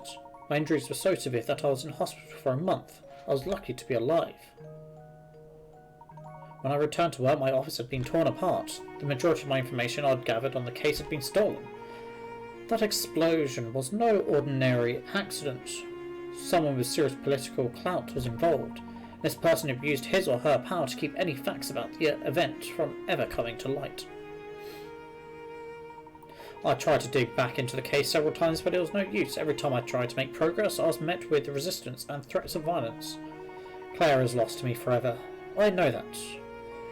But I know the truth of what happened that day. It's the feeling I'm sure Don Paolo and Celeste share as well. So you think Dimitri knows the truth? Dimitri and perhaps one other person. Who else? Do you mean, Professor? Everything will become clearer at the Thames Arms. Let's go. It's got to be Bill. It's got to be good old Bill. Which is why he was the main person to be taken first. I am lost. Of course you are, Pavel. Eek. Flora, are you okay? Scusa, comrades. It wasn't my intention to scare the young Fruin. Hello, what are you doing down here? I was exploring the area and somehow ended up here. Heard it. Future Luke had his own investigation or important thing to do, so he just sort of up and left. So we're not sure where he actually is. Doing some of the cavern exploration you were talking about before, I take it. Earlier in my quest to find the great tunnels, I mistakenly wandered into some train tracks. That little VJ put me in great peril, but dangerous part of the parcel of exploring El Mondo Non. I suppose you could say that. Natural Monte, most of my travel woes could have been avoided if my compass hadn't been broken. Though I think this map might be able to show me which way to go. A bit of help. Yeah, we're not too sure exactly where Luke is, but... Alright, this chart has cardinal directions.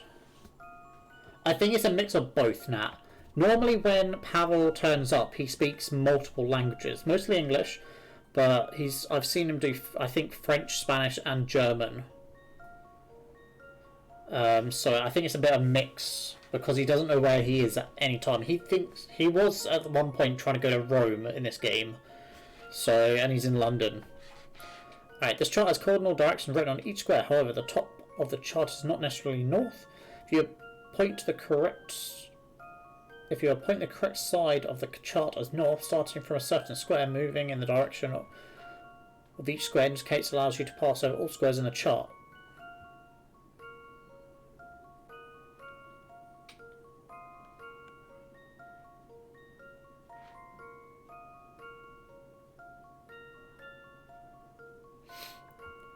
Alright, so where do we have to start? Starting from a certain square, moving. So if that's south,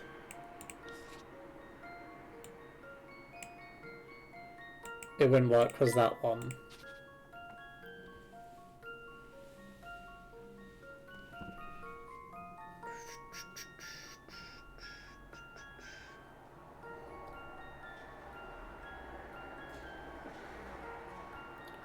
So if we say this way's north.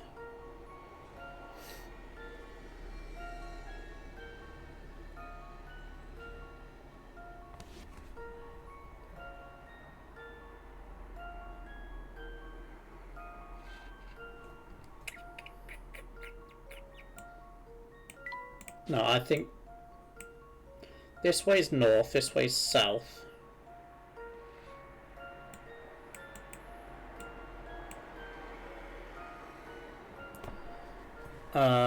Because it's got to go south, south, east.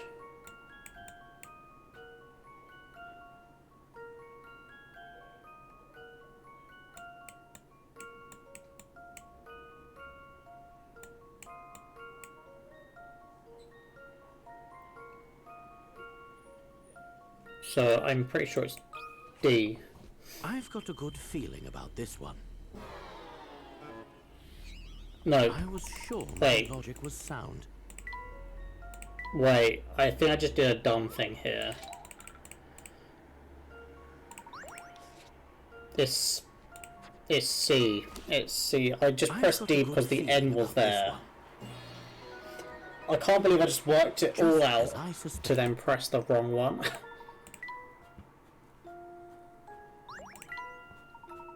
Oh, double gracieux, my monsieur. Thank you to you. I can now continue my travels. Do be careful out there, Pavel.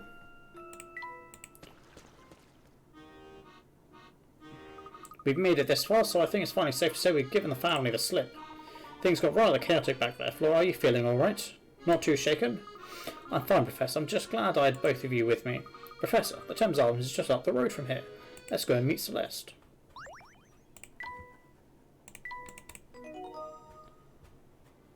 That was a big oof moment, yeah. It's the fact that I worked it out and then still just got it wrong. If I was just guessing, it'd be completely different. Ah, Layton, any breakthroughs in your investigation?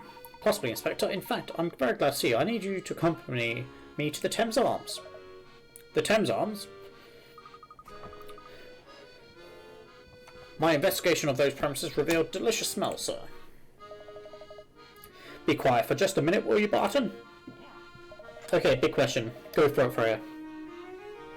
What is there at the Thames Arms that is so amazing that I need to head there this very instant?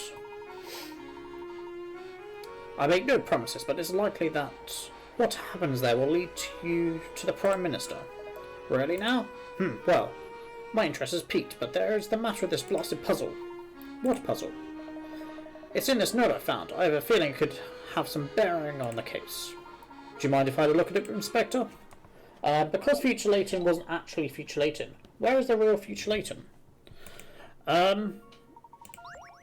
It's hard to say. I don't know. Unless he appears in the next few areas, I don't think we'll ever know. Unless it's we get told afterwards. But it's the same with Flora. We never sort of find out, or we haven't found out at the moment of future Flora. The only person at the moment we know of, or possibly know of, I don't know, is future Luke. But again, he could appear as, he could be a disguise for someone else. We don't know at the moment. Maybe he's lost in archaeology, Dick. Who knows? Or dead is always an option. Yeah. All we know is he's not in London, or that area of London we've been going around. Alright, you receive a letter that says, the room in this photograph hides a secret. Remove one of the floor tiles to remove the hidden treasure. In the same envelope as the letter is the photograph shown below. Shown below with the following note on the back. Follow the arrows to where the treasure lies. Which tile do you need to remove in order to find the treasure? Circle your answer.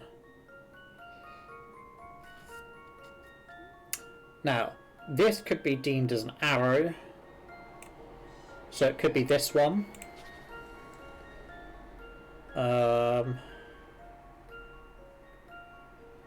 But then this could be part of an arrow. So it could be that one, maybe?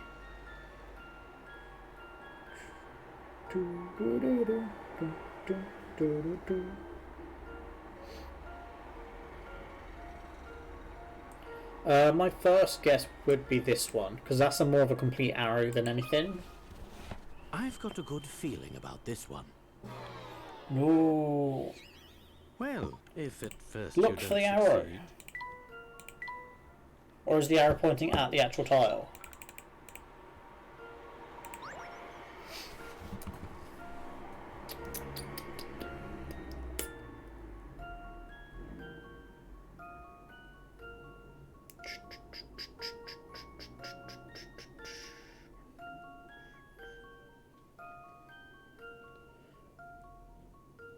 That's an arrow.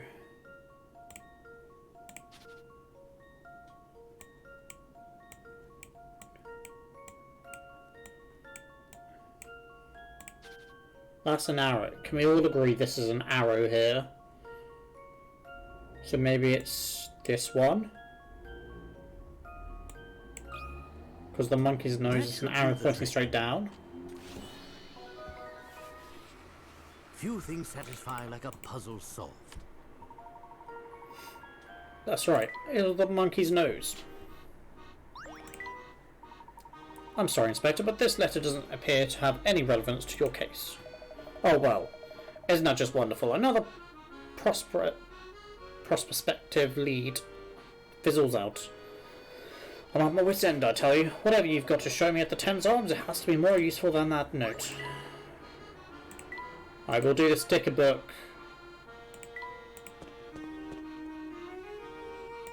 There's actually future Luke talking about him.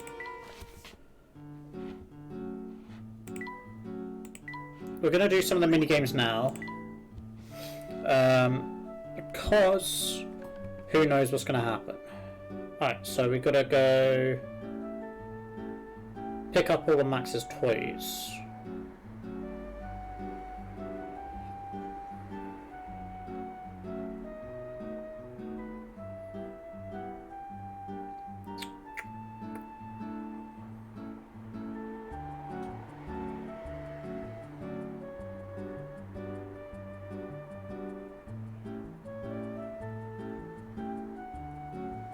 Do I want it to go that way or this way? Let's try it going up and across. Just gonna have to jump over this rock, I guess it is.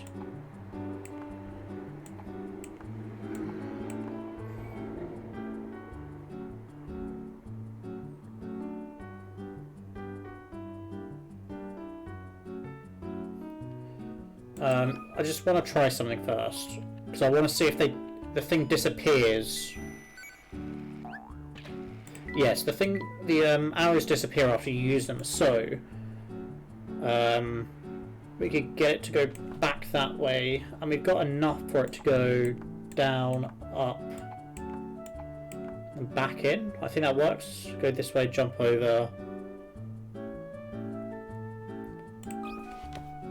We are missing some car games.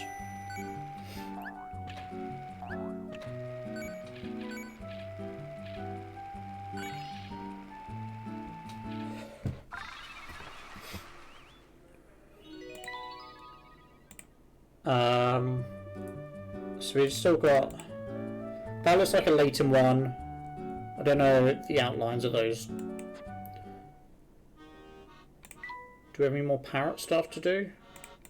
Still missing 4. I want to assume we've got... Alright. I work at a cafe a little way out of town. One day the manager... Who's the manager?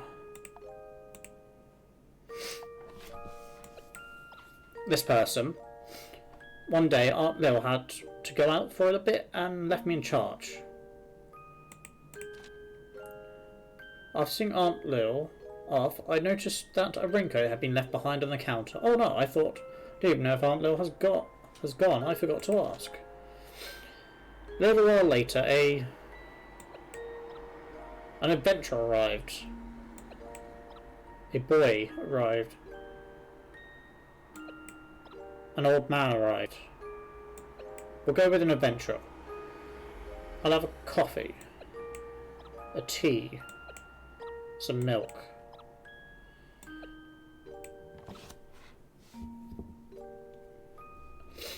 Tea and piping hot maybe sounds better.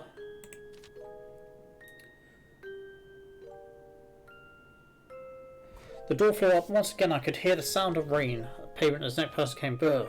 Just as forecasted. That rain had chilled me to the bone. I'll have a cocoa, please. With that, the old man walked over to the corner seat. Arlene wasn't back yet, so I had set work making the hot tea for the first customer and the cocoa for the second customer in the corner. Oh no, I thought, I can't find the white thing. The milk. That makes sense. The door opened again. Someone stepped inside. Thank goodness. That must be Aunt Lil, I thought. But when I turned around, I saw that it was actually a boy, a regular, at the cafe who came to sit at the counter as usual.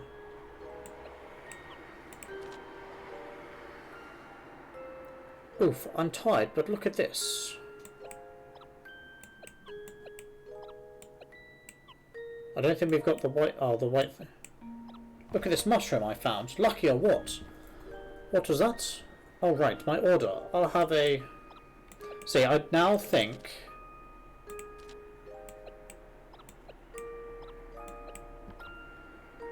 The old man's having a coffee, maybe, and then... This person's... I'm certain... It certainly is. However, I'm afraid I can't make you cocoa. There's no milk, you see. I said, deciding I had to be up front. Overhear my apology, the mustached man. We need to go back and change.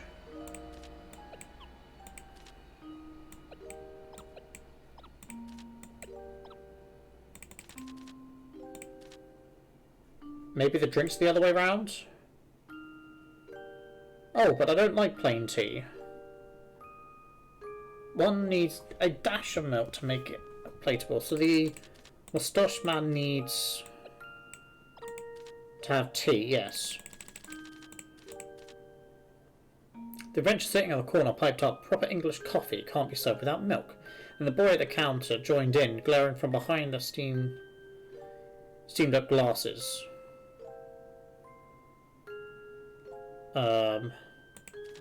So the boy...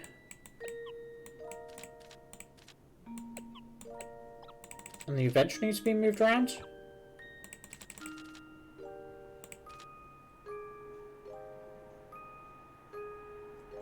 And then the door opened again and Aunt Lil... I can't find the milk, she cried out.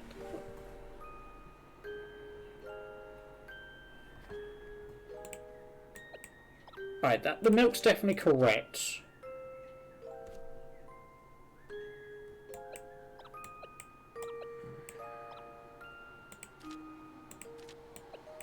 I'm pretty sure the drinks are correct. I think it's now just maybe the people.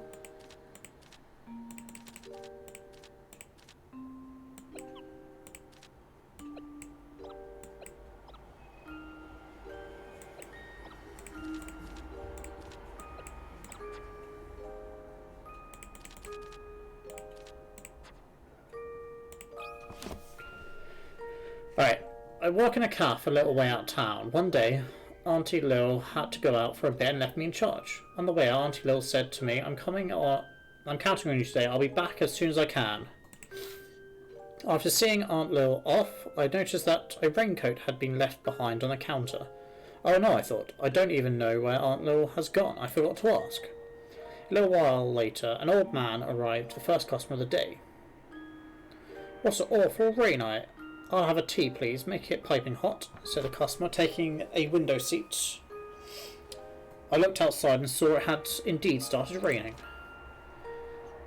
The door flew open once again, and I could hear the sound of the rain on the pavement as the next person came in. But it's just as they forecasted. That rain has chilled me to the bone. I'll have a coffee, please. Maybe... No.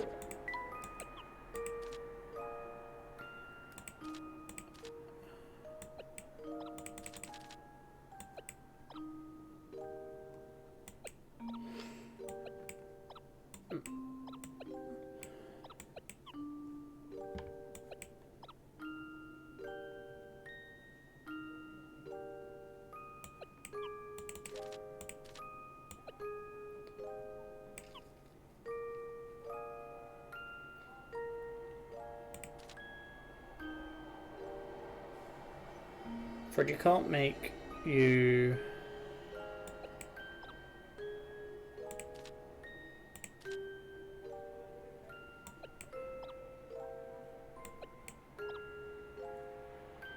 Can't make a proper English...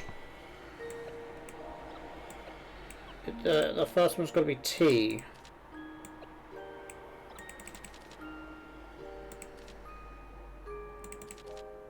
Where's the T? Where's the T?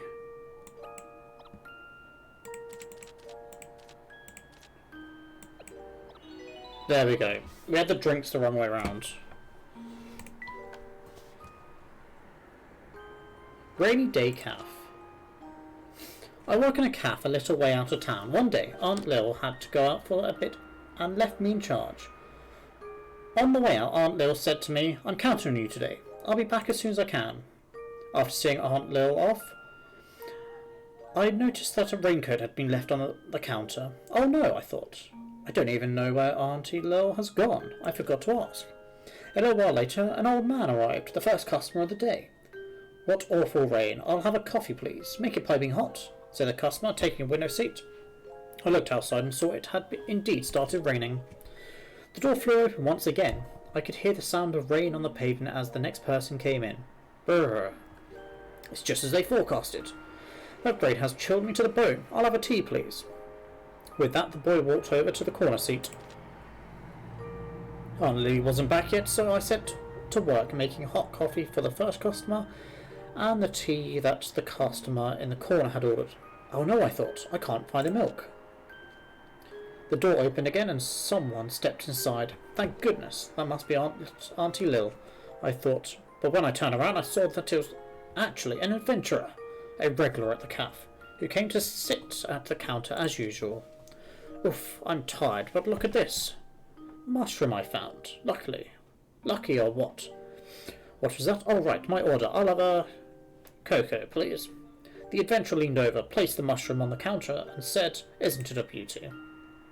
It certainly is. However, I'm afraid I can't make you cocoa. There's no milk, you see, I said, deciding to be upfront. Overhearing my apology, a moustached old man by the window said, "Oh, but I don't like plain coffee. One needs a dash of milk to make it palatable. That's the word." The boy sitting in the corner piped up, "Proper English tea can't be served without milk." Then the adventurer by the counter joined in, glaring from behind steamed up glasses. "This is unbelievable. I came all the way here to enjoy a nice cup of cocoa." I was getting very flustered. Just then the door opened again and in stepped Auntie Lil. "Lots of customers today, eh? I'm glad you all came in here out of the rain." I was very relieved to see Auntie Lily's pointy hat. "I can't find the milk," I cried. "I looked everywhere." Auntie Lil's eyes went as round as saucers. "What are you talking about? Didn't you hear me when I told you I was going out to get more milk?" The old dear was rather cross, but she wasted no time in making everyone's hot drinks and then set to baking a mushroom pie. The customers were all delighted and even I was able to relax a bit. Doesn't this story make you want to visit a cafe on a rainy day as well? Alright. I think I've got all the things as well. Right, one day I received ushered in by a man dressed in blue head to toe, maybe? I'm going to go with that one. A young master. According to...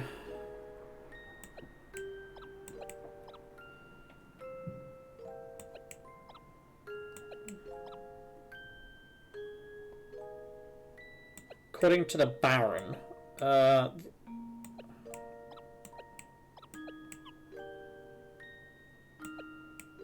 Where does the object go? A boy. Oh wait, maybe that's...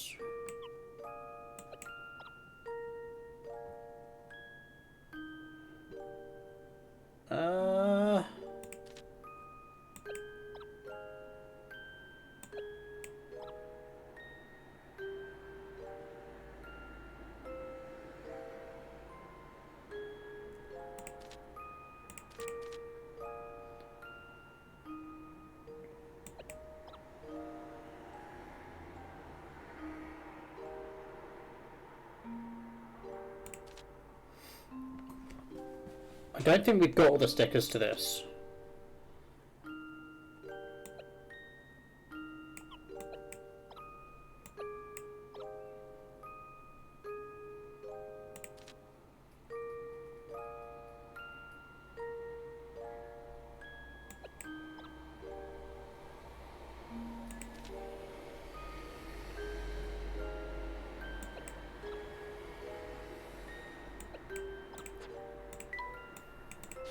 Yeah, I don't have all the stickers of this, so I'm not going to attempt to finish it now.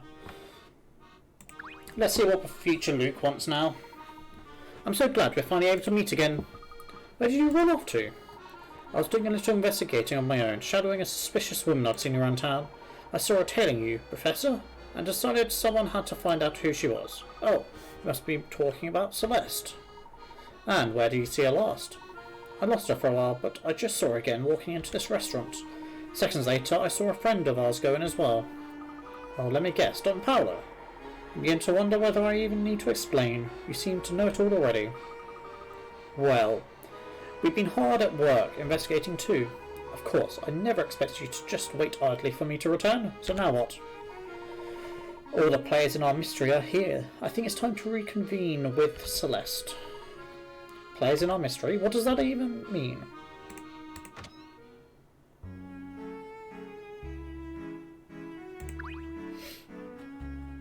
Professor Layton, it's such a relief to see you made it out alright. Why, I could hardly let myself get caught before hearing about the secret you mentioned, could I? Something tells me you've already worked most of it out for yourself, am I right? Huh? Professor, is that true? If you know something, Layton, spit it out. All concerned parties seem to be in attendance, so I'll try to explain things as best as I can. Alright, let's see what's going on. It's taken time, but I believe I've finally made sense of the bizarre events we've witnessed here. You've worked it all out? For the most part.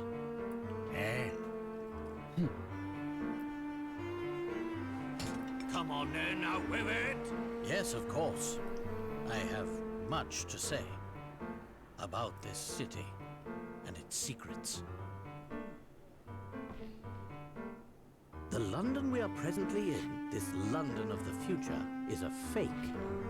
More precisely, it's a set designed to make us believe that we've traveled 10 years into the future. Because, you see, there is no time machine. Not here, not anywhere. Okay. What? We were all led to believe that the clock shop was a portal to the future. But the truth about that shop is in some ways just as bewildering. The back room of the clock shop is no time machine. It's a lift leading down into the earth.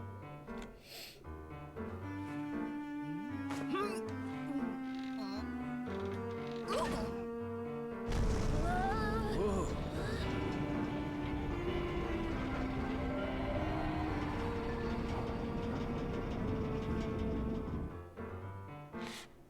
You mean to say we're underground right now? Precisely. You may have heard of subterranean caverns, as some of them house ancient ruins. Some experts theorize that these caverns pepper the entire Earth. What I've seen here leads me to conclude that Dimitri used one such cavern to build this false London. It's as if we're standing in the largest film set ever created. I don't ever remember this one I played What? before. I don't believe it! So Dmitri is behind all this then? But why? That question stumped me as well. Why would he go to such pains to make us believe we're in the future? This is buckwild, isn't it? It doesn't make sense, unless convincing people of this is the key to achieving his ultimate goal. Which, the only person really throwing that as the future is future Luke. What kind of goal requires a setup like that? It's simple. It seems that Dmitri never gave up his original dream of building a time machine. But though he poured all his energy into achieving this feat, the task was too large for one man. He needed other scientists to support his project, so he turned to the greatest minds in London. But to keep the scientists working for him, they needed to believe that they were in the future. Why? Think about it, Luke. Dmitri couldn't imprison the scientists, not in the conventional sense. True. After all, who knows what kind of work they would produce under those circumstances? No, Dmitri needed a different approach to compel the scientists to complete his research. The scientists had to want the time machine to work as much as Dmitri did. So he told them that they had been shot forward 10 years in time, stranded a decade from home. I mean, this is one of the more insane plots in the series. Granted, they all go a bit wild at some point. Yeah, this is definitely the most far-fetched one. Dmitri misled the scientists, telling them that the time machine was an unfinished project. They thought they were stranded, and that the machine was their only hope of returning home. Ah, so that's why they were so willing to follow orders. That's all I've been able to work out. Perhaps our friend here can fill us in on the rest. I see you've caught on. Excellent work as always, Herschel. The family uses this establishment as a hideout. Therefore, it seemed a bit odd that the bartender didn't so much as raise an eyebrow when we walked in. I have to give credit where it's due. I never imagined you'd work out so much of the plan yourself. I suppose I've no choice but to shut you up for good.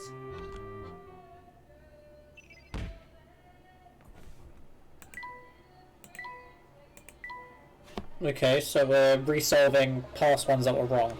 Dmitri Allen, been watching us the whole time? I wish to issue a challenge to the Professor.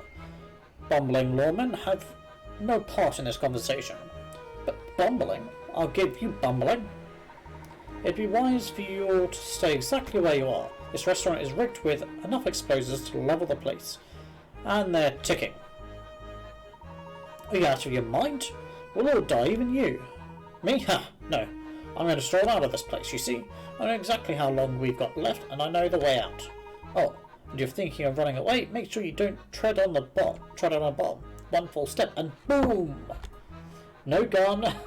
There's no guns. This place is a minefield. That's right. Now I'm going to watch you squirm a bit more, and then leave you to your fate. Well then, it would seem that you've bested me, Dmitri. There's nothing I can do. Not exactly, Professor. Have a look at this piece of paper. It tells you all you need to know about the bombs in this room. Fair enough. Let's see what we have here. Find all the bombs, the table, the numbers above to the left of the map indicate the number of bombs in each column and row, where dots indicate the squares and squares indicate tables. There are no bombs in these squares. Derive the location of all the bombs using the on the map.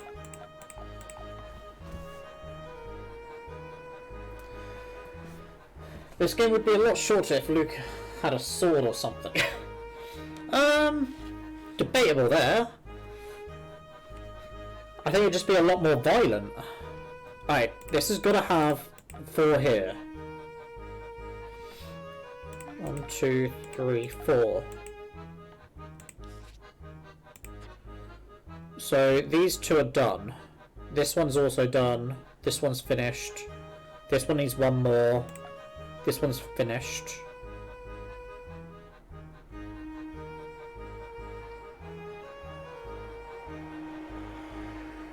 We can't go here.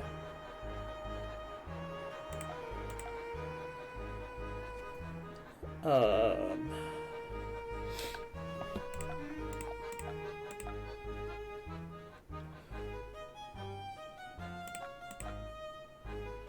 Alright, so we've got 2 across, 4 across, 3 across, 4 across, 2 across, 3 down, 2 down, 2 down, 1 down, 2 down, 2 down, 3 down. Oh, well done, Professor. I shouldn't have made it so easy for you. We found all the bombs, and I suppose you're going to avoid getting blown up after all. I'd say the same, unless, of course, there wasn't something you weren't telling me. What?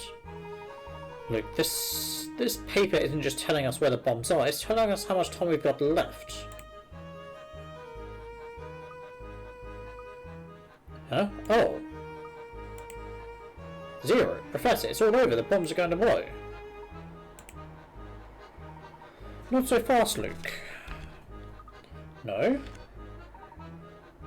Wait, Luke, listen. This isn't 00. This is the symbol for infinity. The bombs are never going to go off because there are no bombs. What? That's it, Dimitri, isn't it? Dimitri, isn't it? It's true, you've done some evil things, but you're not a killer. You just wanted to keep us busy so you could make your escape.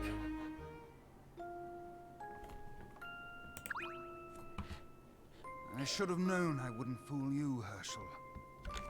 I've worked things out on my own this far, but I need you to help make sense of the rest. You must have had some reason for concocting a scheme this wild. I had a very good reason. It all started about 10 years ago. Bill Hawks and I were friends and colleagues. We worked in the same lab researching time travel. Our research meant everything to us. We poured our hearts and souls into uncovering the secrets of space and time. After months of progress, we had built ourselves a prototype time machine. It was finally time to test our work with a human subject. Bill thought we should use Claire as the first test subject. She was our lab assistant. Well, that was an interesting difference. In the American version, if you flip it upside down, it says line, not infinity. Okay. I might have to find someone that's playing this in American version, or just sort of watch a video of someone play through it and just see all the differences, because I do like to know I, of course, vehemently opposed this idea. the differences between the US and I loved her too, you see. European. And though she didn't return my feelings, I didn't want to risk her getting hurt in the experiment. Around this time, I noticed a flaw in the design of our machine. I begged Bill to postpone the experiment, but he wouldn't hear of it. Sometime after the accident, I made a startling discovery. Unbeknownst to me, Bill had made a deal to sell the technology behind the machine's power source. Apparently, a large corporation had offered him a very impressive sum. Bill knew the machine wasn't ready for a human subject, but he needed to demonstrate its viability. We all know the tragic results of his decision. By the time I realized Bill planned to go ahead with the experiment, it was too late to stop it.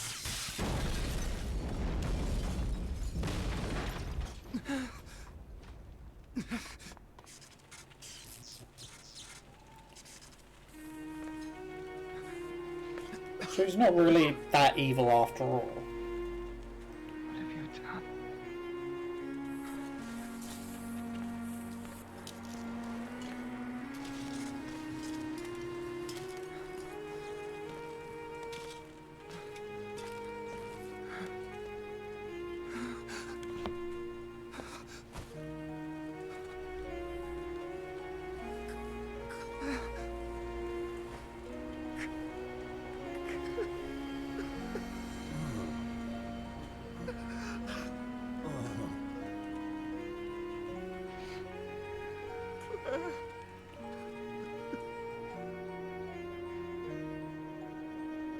Because of Bill's greed, Claire was lost to me forever. Life is full of cruel twists. In the blink of an eye, I lost my life's work, and the love of my life. To say I was a broken man would be an understatement. Bill, on the other hand, made a full recovery from his injuries. also completed the deal with the corporation, pocketing more money than most people see in a lifetime. He used his newfound fortune to climb the political ladder to the very top. He killed Claire and was rewarded with the most powerful seat in government. If that's not a cruel joke, I don't know what it is. I can't pretend I wasn't bitter, and it was this bitterness that sent me back to my research. I thought that if I could travel to the past, I could rob Bill of all that he had won. Oh, of course, there was another reason why I wanted to go back in time. To save Claire. To save Claire from her fate. Surely you understand, Herschel.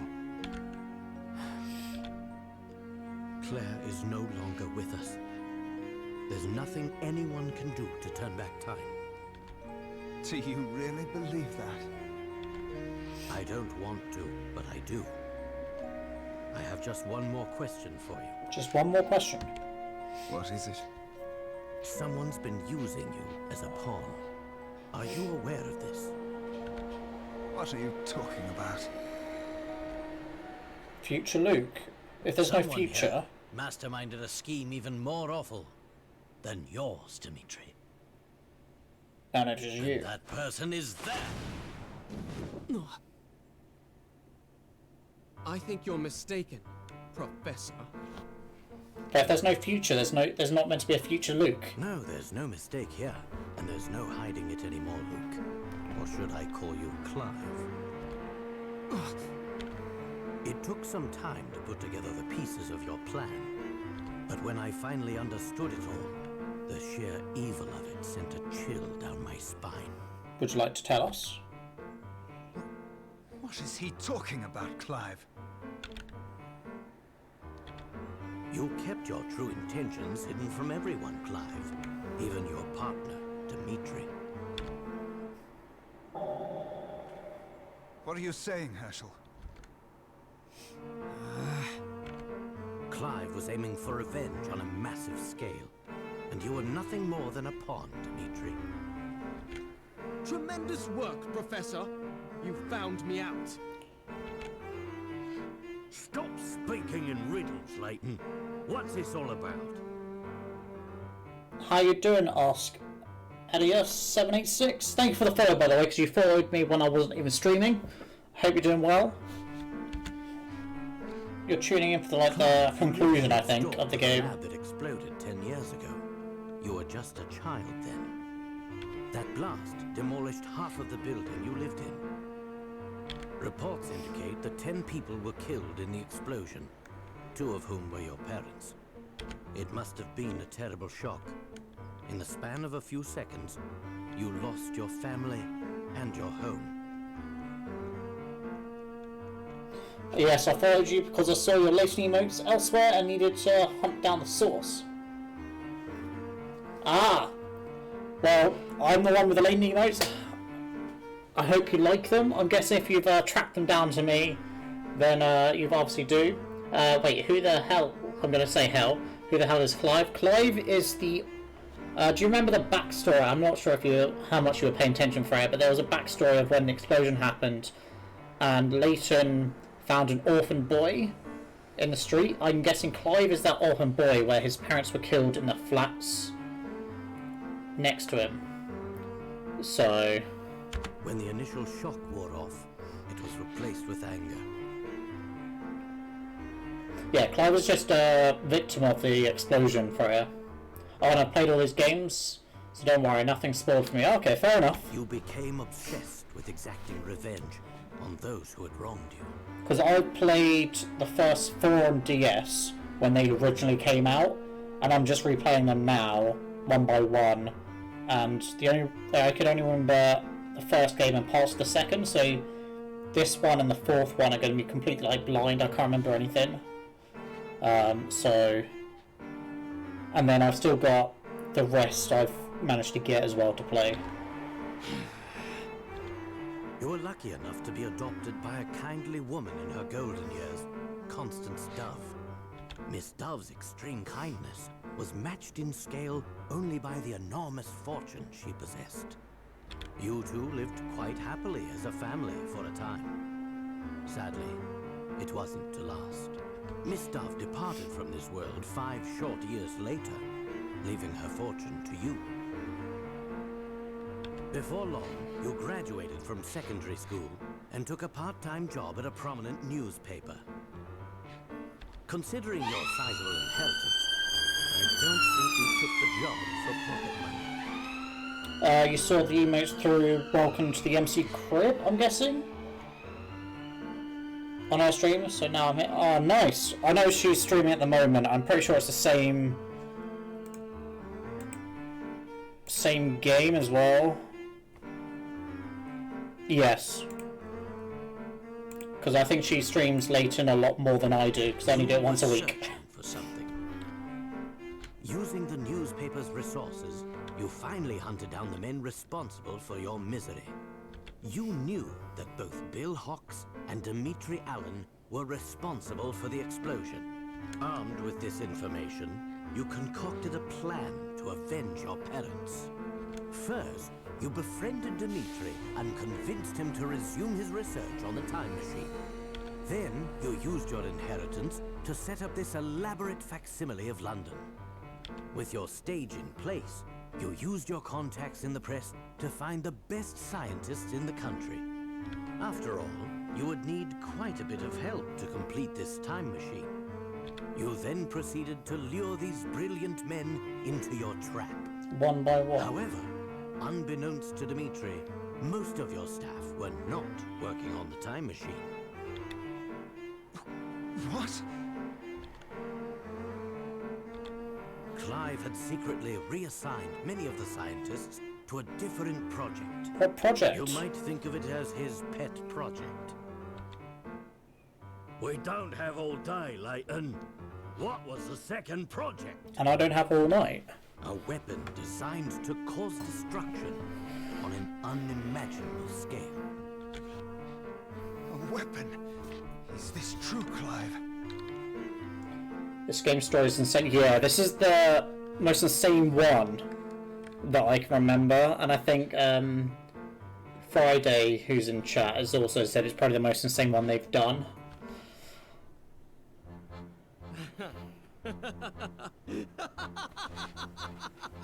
And I thought scientists were supposed to be observant. While you focused on your machine, I had a different goal. Though some may call it revenge, I prefer to think of it as justice over single-minded scientists and corrupt politicians. What are you saying, Clive? Enough explanations. Let me show you. Hey!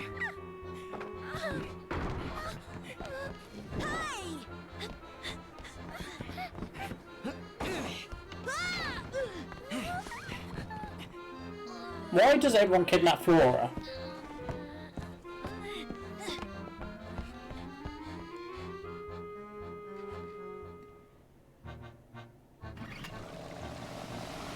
Off to the lighthouse.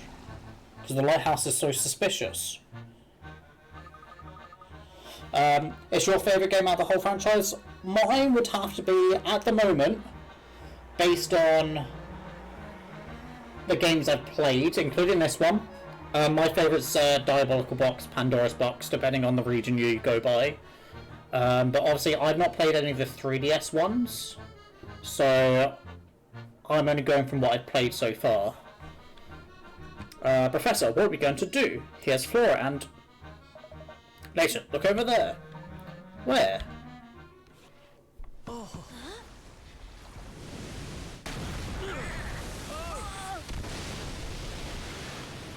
Quickly, move to higher ground.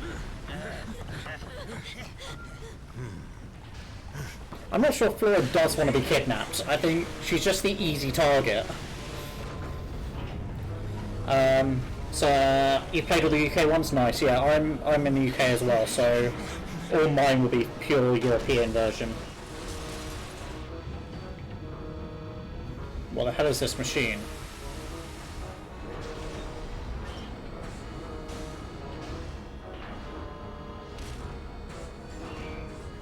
It's got like loads of cannons on it.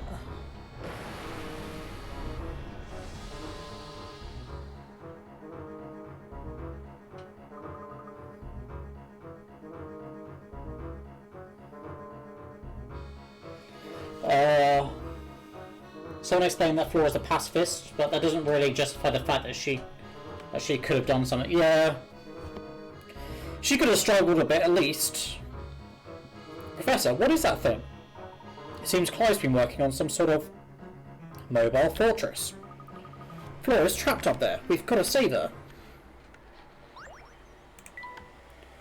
We've got to be really close to the end now.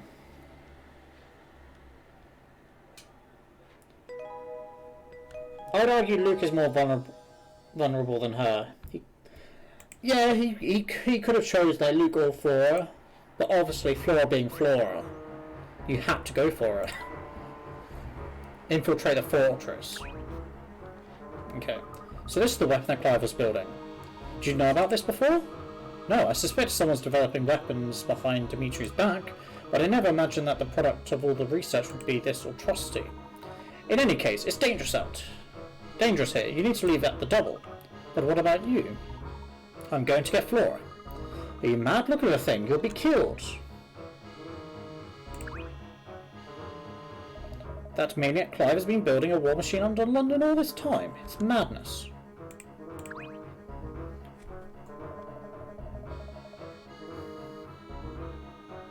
The crossover, for example, is rather insane. I'm looking forward to the crossover one. Yeah, this storyline is pretty insane.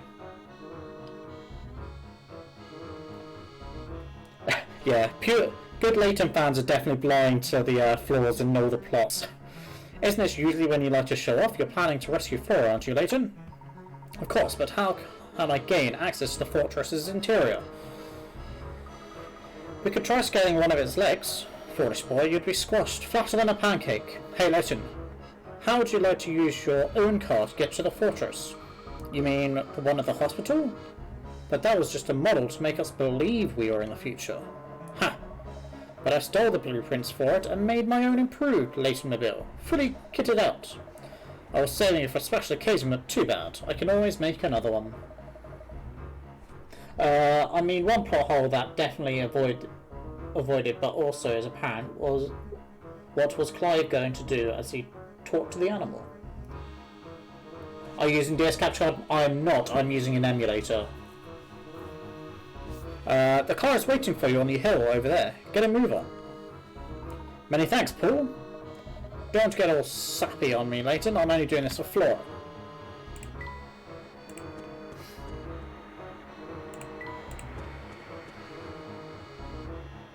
John Powell wasn't joking. This looks like the real Layton mobile.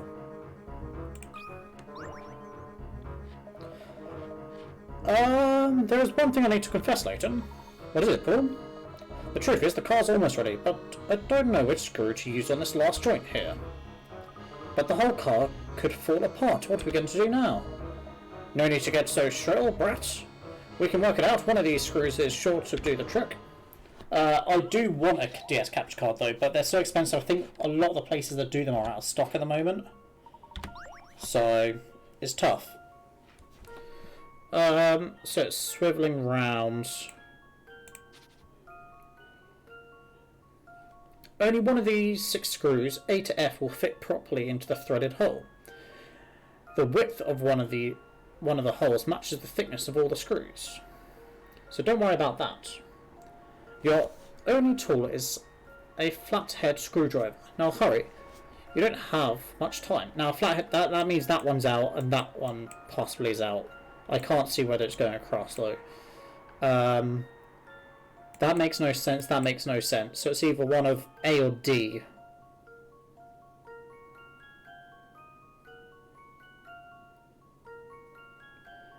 Which the lines, I'd want to assume I have to go sort of like that.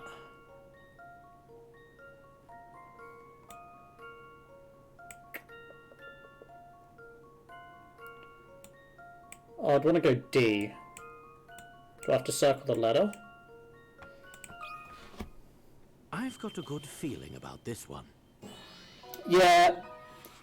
B was a bit of an odd one. I was like, you can't see whether it could be rotated to be the right type of screw, so that was more of a 50-50 taking a chance that it wasn't the right one.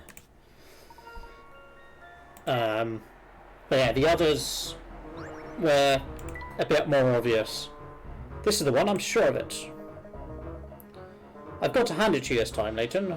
That was some fine work. So is the car ready to drive now? You bet it is, boy. Gentlemen, your chariot awaits. I'll go with you. Don't worry, Celeste. We'll take care of this. Time's running out. Don't be afraid to flourish. It's just really odd to see Don Paolo / Paul Oh, Layton, have you gone insane? being on the good side.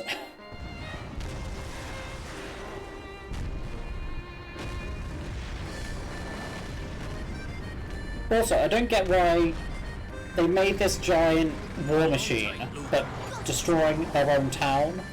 Surely they want to destroy the real London.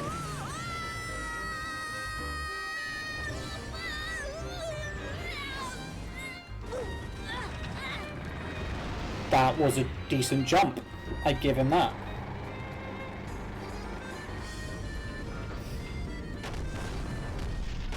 So this war machine was built with a road going up.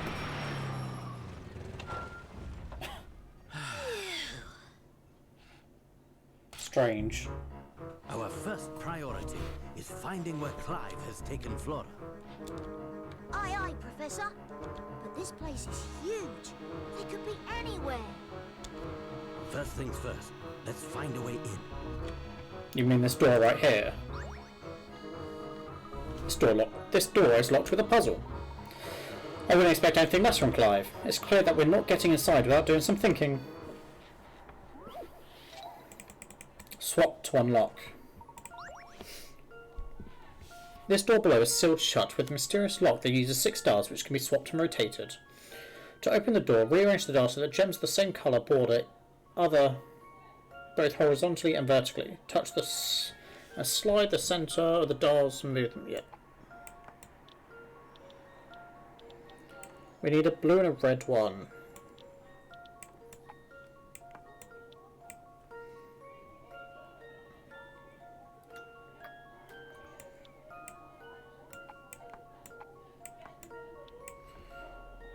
That technically works right now.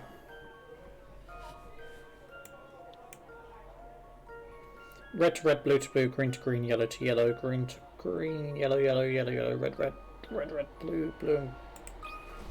I think that works. That should do the trick. It doesn't work. What did I miss? What did I miss? I must have overlooked something. Did you make sure all the gems were adjacent? You missed the middle.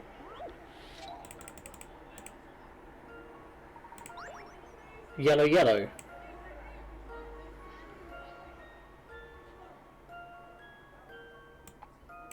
Oh. Yeah, I saw these yellow ones as these ones. Yeah, okay. That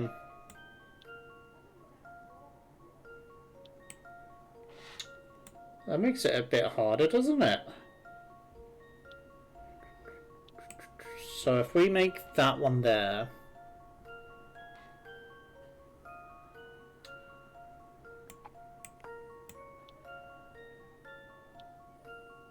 No, that one can't be there because we need the red and blue. So this one needs to be a green.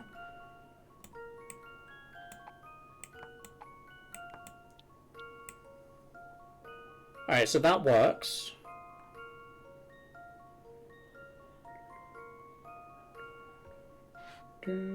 So we need a red and a green opposite each other, which the only one is this one.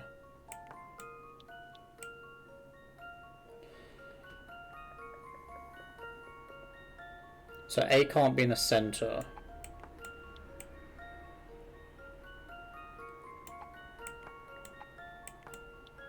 Alright, so that works, that works. Alright, now I'm actually paying attention to the middle bit.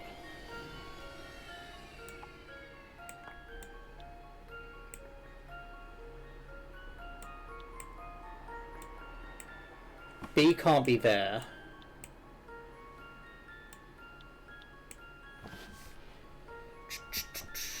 E technically can't be there.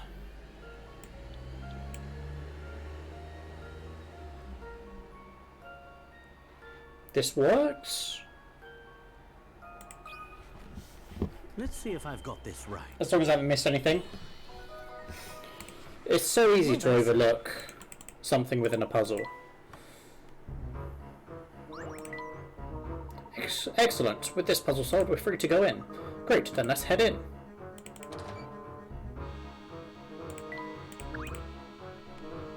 This appears to be some sort of lift. I think we can use it to move around the fortress.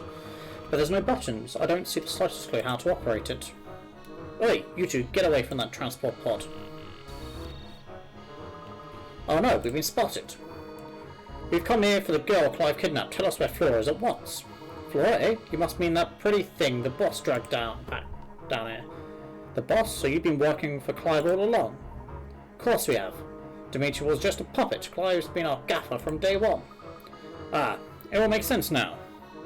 We chuckled our little friend into the ventilation room. Not that you'll be able to get to her in mind. I wouldn't be so sure about that. Huh? What's to stop us from taking this transport pod to the ventilation room? You've been so kind as to leave us an explanation of how to use the device. I did not. Except for that note, but that's written in an uncrackable code. Have a gander if you like, but you ain't never gonna work out the instructions. A cryptic combo. To open the door, you need to press the numerical buttons according to these cryptic instructions. Open with 2 but leave with 4. Pressing just the 2 button and leaving the 4 button untouched doesn't work. How exactly are you supposed to open this door?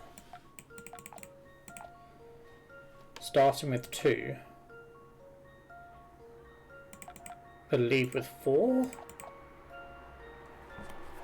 Open with 2.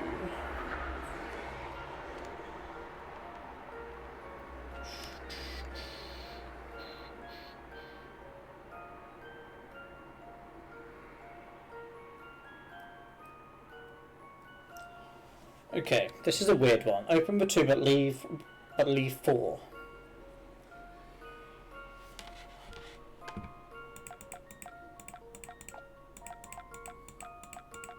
Is it that? It's a big 2 and then there's 4 left. It's the only thing I can think of. I've got a good feeling about this one. Okay. Just as I suspected. Okay.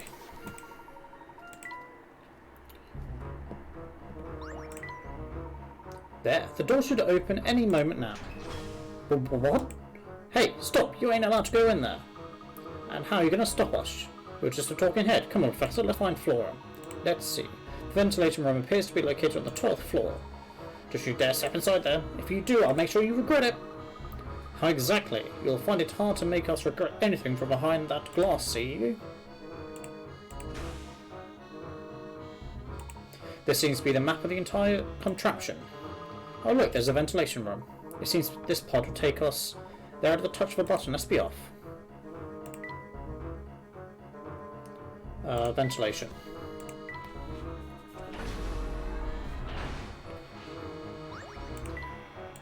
So that's the pod. No. That's the pod. We need to go in the vault. I think this is the room we're looking for. Flora must be on the other side of this big door. Yes, we can only hope that she's unharmed. Let's go in. Flora? Oh, thank goodness you're here. You poor thing. Hold on, just a moment, Flora. We'll soon get you out of here. Oh, great. This weird glass cage has another one of those puzzle locks on it. I simply can't stand to see Flora in this awful thing. Let's get this puzzle solved quickly. Arrow flow. Alright. How to open. Start from a button and follow the arrows from one button to the next. Find the only button that will lead you through all the other buttons on the panel. Can you work out which button leads you through all the rest? Well, this one can't continue, so this has got to be the end, right?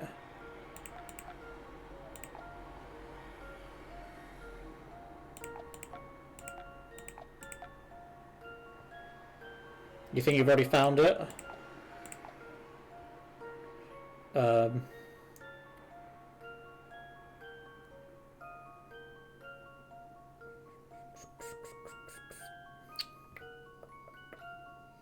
I'm just working backwards.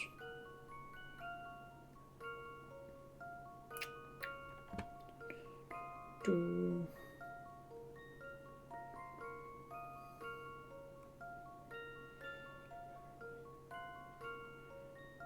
pretty sure it's somewhere over here.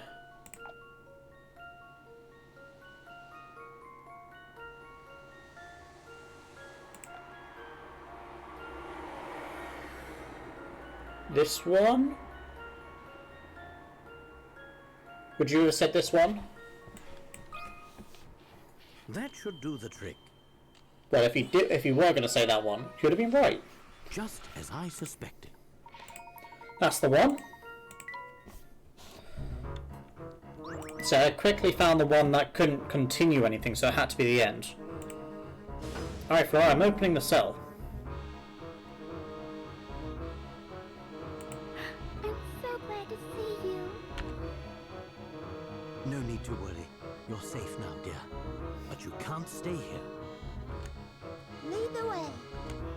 Yeah, let's go. You two head straight back to the car. I'll meet you there after I put a stop to this contraption. No way! I'm your apprentice, which means I can't just let you plunge headlong into danger without me. Then I'm going too. I can't let you do this.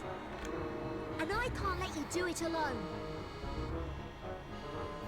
Yeah, Flora's voice just does not, in my opinion, just does not suit her. Yeah, what he said.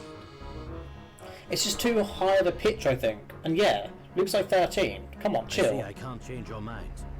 Come along if you must. But Are we going to find Clive? indeed, but our time is running out, so let's hurry. Oh, no.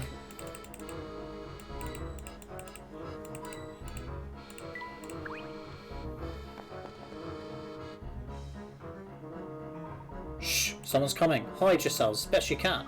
There's nowhere to hide. Quick, duck behind that piece of machinery over there. Ah, great, she's gone. Yes, do you think that might be because you told Layton where to find her? Leave it out, will you? Yeah, I messed up, but you banging on about it ain't helping.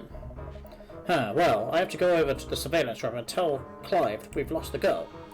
Alright, well, while you're doing that, I'll get after Layton and his cronies.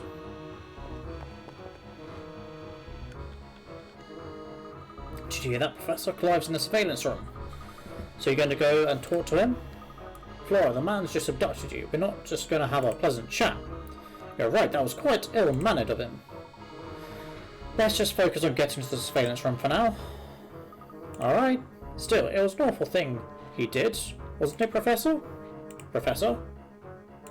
Come on, Flora, don't you get lost now. Ha! I knew I couldn't hide from me. Oh no, we've been spotted again. Relax, Luke, there's a little he can do from behind the monitor. Now let's go to that surveillance room. So is what you know. You need a key code to go to the surveillance room, fools. You ain't going nowhere without that. We'll be sure to decipher the key code beforehand, then. Thanks for the tip. You're what? Oi. Key code puzzle. Ah.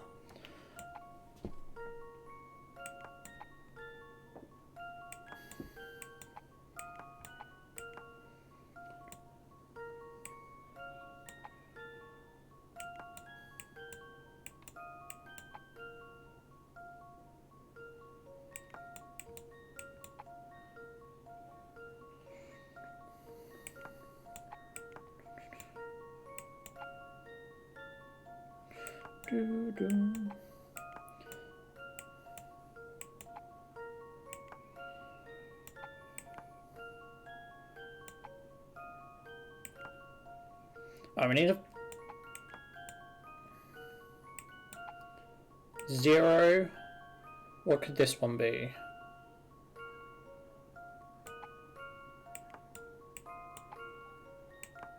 That's definitely got to be that way round, because this looks like a 1 to me. We just leave that there. Is that an 8? There we go. 081.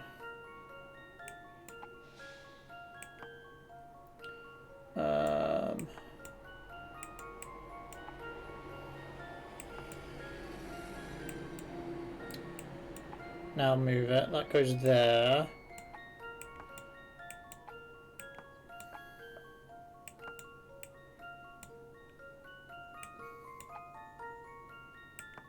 Zero 081127. Oh, I actually have to put it in. 081127. 081127. That should do the trick. So that won't be a too bad one for when Just speed as I running, suspected. because you just have to remember the number. You won't actually have to solve the puzzle. Well, that takes care of that. Oh, Clive is going to have my hide for this. If you're so scared of Clive, why don't you just do a runner? Wait, what did you say? I said you might as well run away if you're going to get punished either way. You know what? That ain't such a bad idea, yeah. I'm out of here. Later, fellas. I can't believe that actually worked. Neither am I. To the surveillance floor. So that's... Let's talk to this dude. Huh. I've been waiting for you, Professor Layton. I was beginning to think that Clive had got it wrong. We lost you for a second when that idiot Lockjaw ran off. Clive certainly has it all worked out, doesn't he? What did he send you here for? Isn't it obvious? I'm the muscle. Now this is usually the point at which I show you just how good I am with a knife. Watch out, Professor. Get behind me, you two. Now, no need to panic. The only thing I'm throwing your way today is this puzzle. Of course it's puzzle time. Cat's eye view.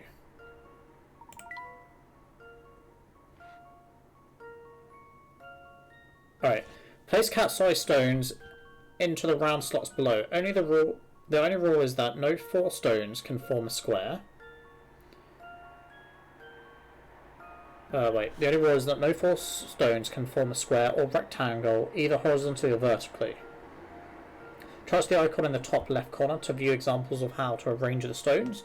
There are 16 slots in this puzzle. What is the maximum number of stones you can place without following the above rules? An incomplete square or rectangle with stones at only 3 corners is fine. A complete square or rectangle of any size with a stone at all 4 corners is invalid.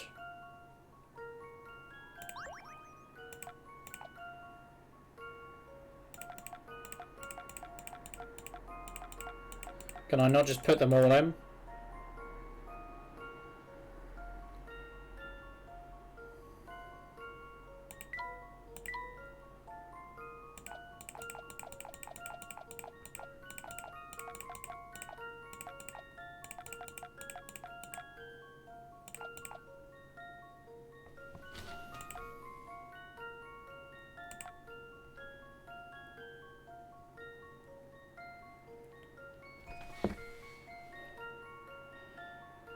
That kind of makes a rectangle, doesn't it?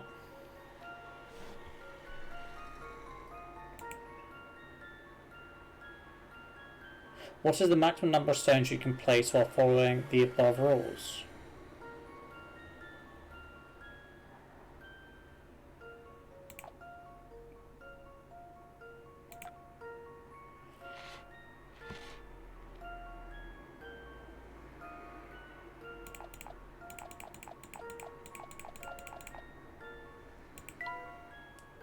So that's fine. That's fine. These aren't, though.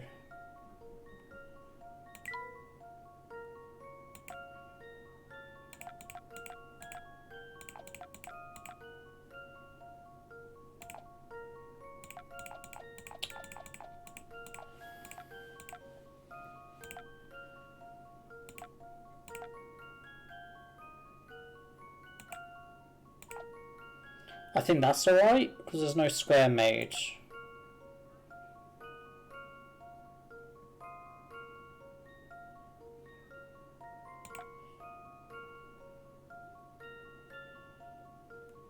At the moment I think it's okay. We can do another corner one.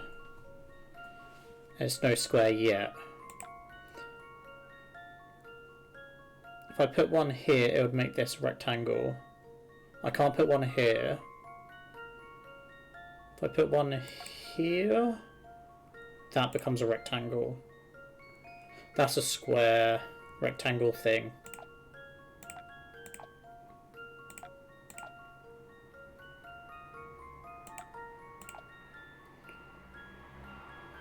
Two, 4, 6, 7. Should it be more than 7?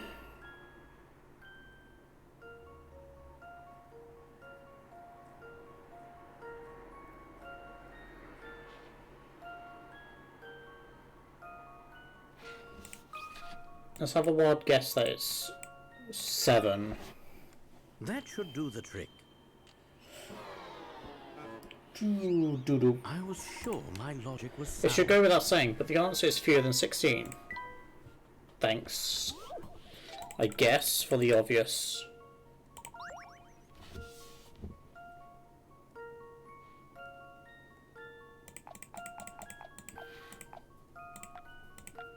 Alright, so I can't put one there, but I could put 2 there.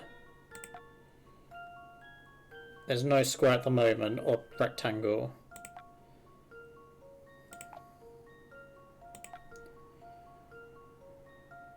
I can't put anything here, or here. I can't put anything there either.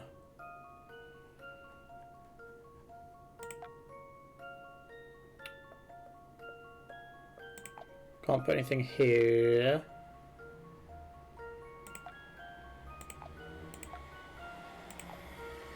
Two, 4, 6, 8. Well, I've got 8 in this one. I can't place anything there. That's a no. That's a no. That's a no.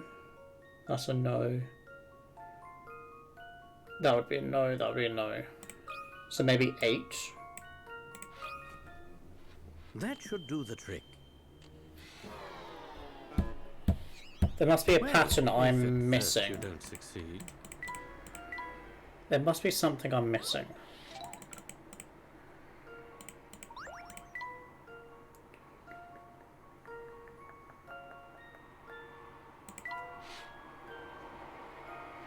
You can see another spot I could place one.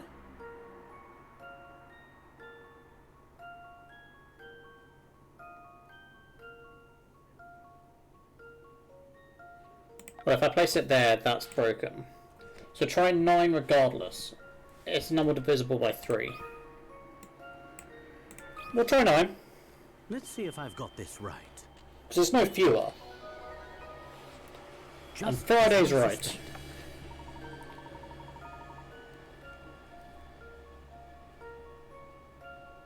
Okay, well, I just didn't have the placement correct then. Thank you, Friday. Looks like I was wrong about the puzzle cutting down. We can pass then.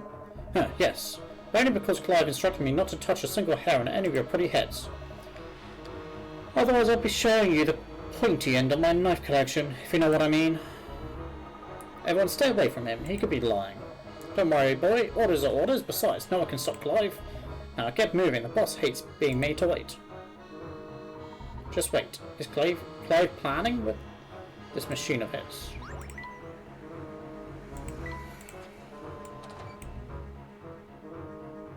Oh my gosh, we're so high up.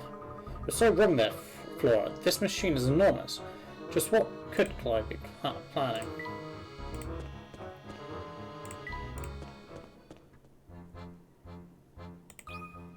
Tell us, Clive. So nice of you to join me, Professor. Whatever it is you have planned, you can't go through with it. We know what Bill and Dimitri did. When the world learns of it, they'll be punished.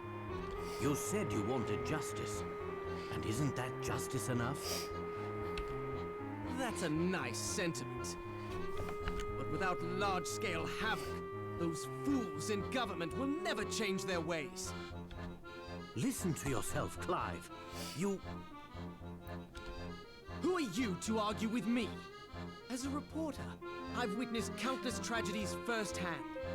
And it's clear that my life isn't the only one that's been destroyed in the name of progress. To those in power, The rest of us little people are all just bumps on the road to a brighter tomorrow. The only thing a bully understands is force. So you see, I have no choice but to level this place and rebuild it from the ground up. But again, is he not just leveling his own creation and not the actual city? What you're saying is unthinkable. This conversation is over. No, Clive!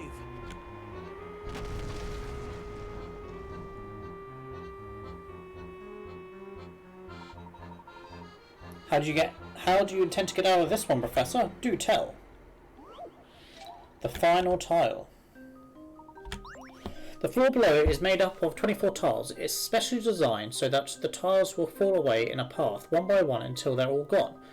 Once the first tile falls, an adjacent tile falls, then the next to that, and so on. Following this order of suits, hearts, spades, diamonds, clubs, the first tile to fall, however, is not necessarily a heart.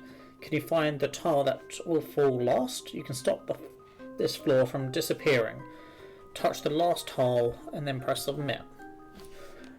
So if we say this is the first one, it needs to go to a heart, to a spade, to a diamond, to a club, to a heart, to a spade, to a diamond, to a club, to a heart, to a spade, diamond, club, heart, spade, diamond, club,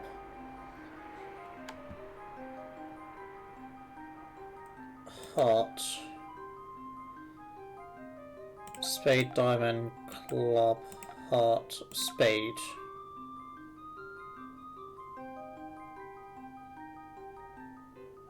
But we missed this one.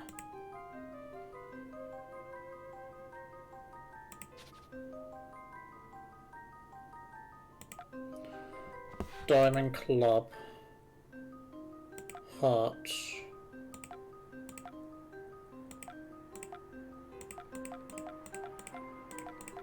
heart, spade, diamond, club, heart, spade, diamond, club. Again, I missed one. Spade, diamond, club, heart.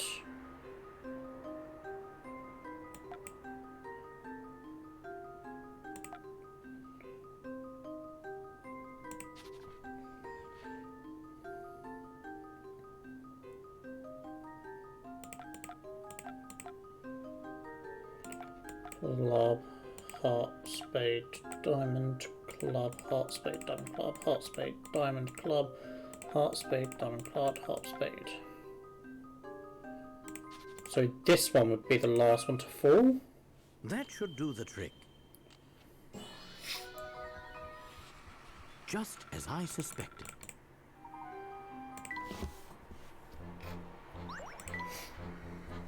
You never fail to impress.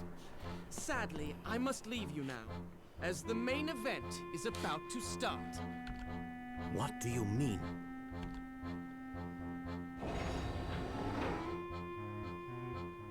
Of course, it's not the end.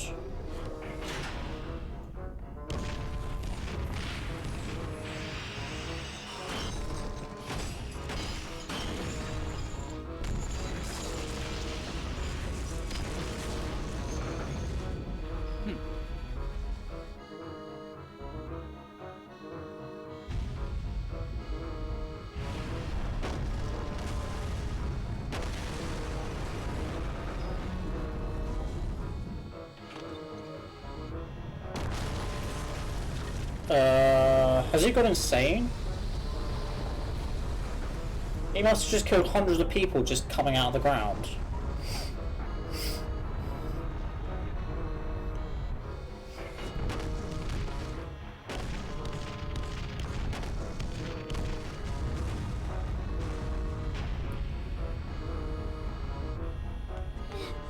Now what do we do?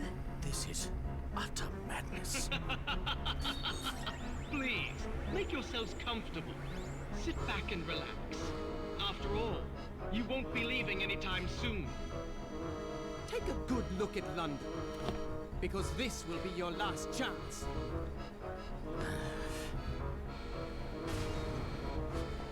Celeste? Come with me. I know how we can stop Clive. Okay, that's a surprise. There has to be a generator somewhere here. All we need to do is find it and shut it down. That makes sense. I see. We'll cut off the power at the source.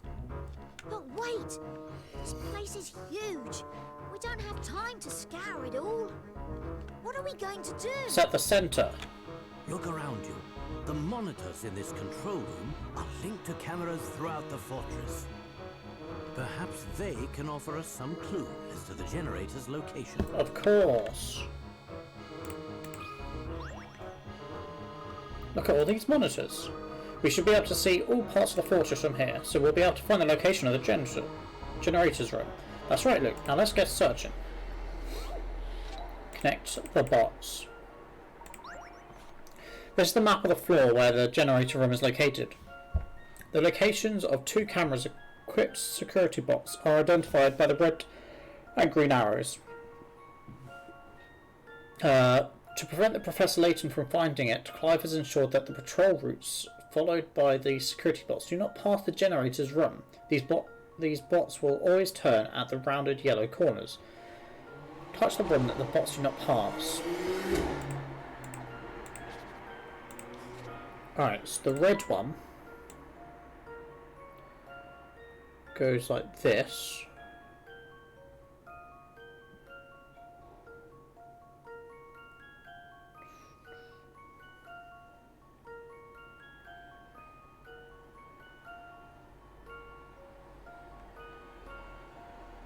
Doo-doo.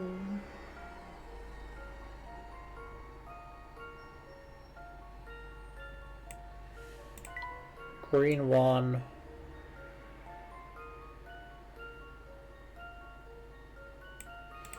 That can't be right.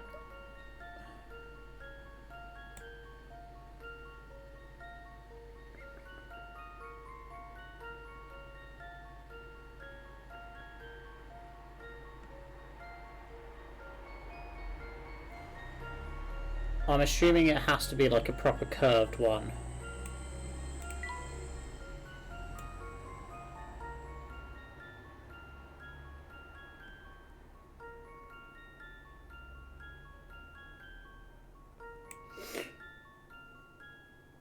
Alright, for the one room here, this is the only one that's not touched by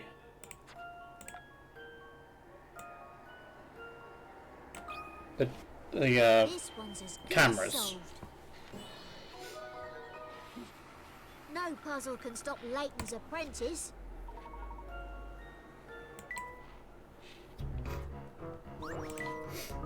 Ah, there it is. That's it, Luke. Now all we have to do is feed those coordinates into the transport pod. Let's go. I'm right behind you, Professor.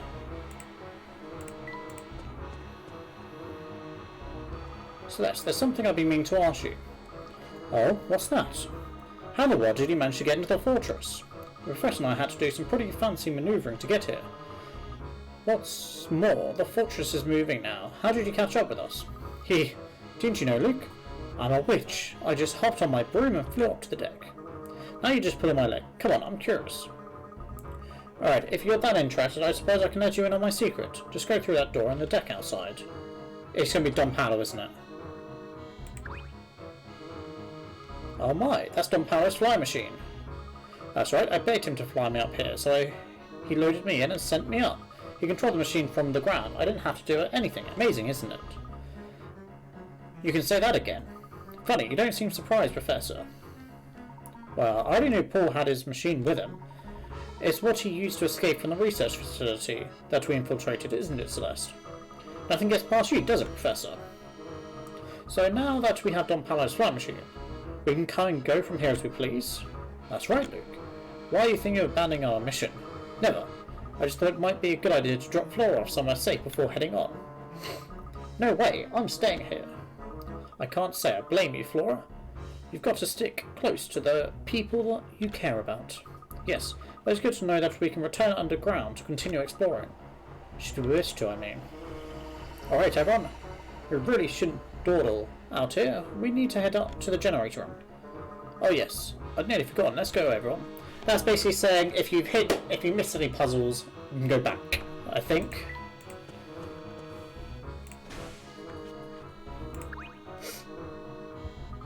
Professor, how are we supposed to input the generator room coordinates? We should be able to enter them into one of these devices. Oh, what about that one on the wall over there? It's got numbers and things all over it. Yeah, that's what I thought, Friday. There's always some point in the game towards the end is, are you sure you want to continue? You can always go back. Ah, the one with the green monitor. Yes, let's have a look at it. Punch in the coordinates, Luke. Once you do that, we should be able to get to the generator room. Look, Professor, the button for the green generator room lit up.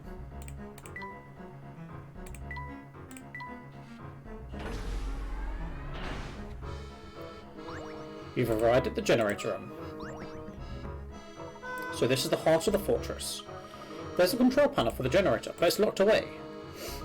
The lock is a puzzle. Would you like to give this a shot, Professor? I'll do my best. 10-step solution. To crack the security lock, you'll need to swap A and B in 10 moves or fewer. Get cracking.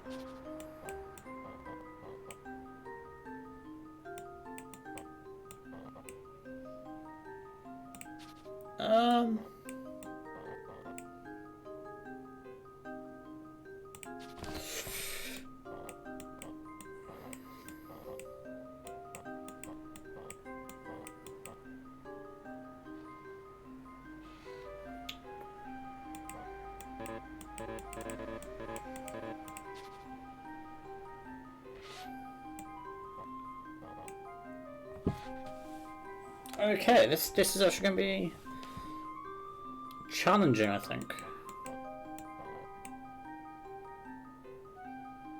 It can't go.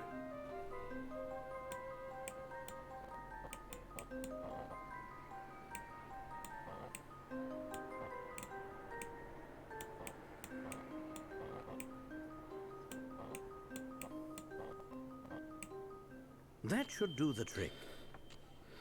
As soon as I figured out it could go up and across, much easier.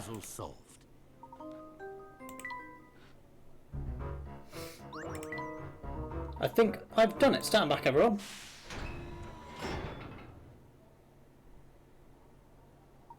My word.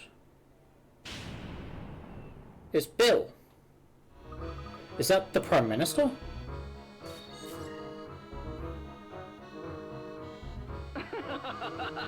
I knew you'd find your way here sooner or later. Though, if you're hoping to find our fearless leader, I'm afraid he's indisposed at the moment. Yeah, he kind of does deserve it, yeah. I get that. I know how you like to play the hero, but I'd advise you not to get any foolish ideas. You see, the Prime Minister is perched on a very special seat.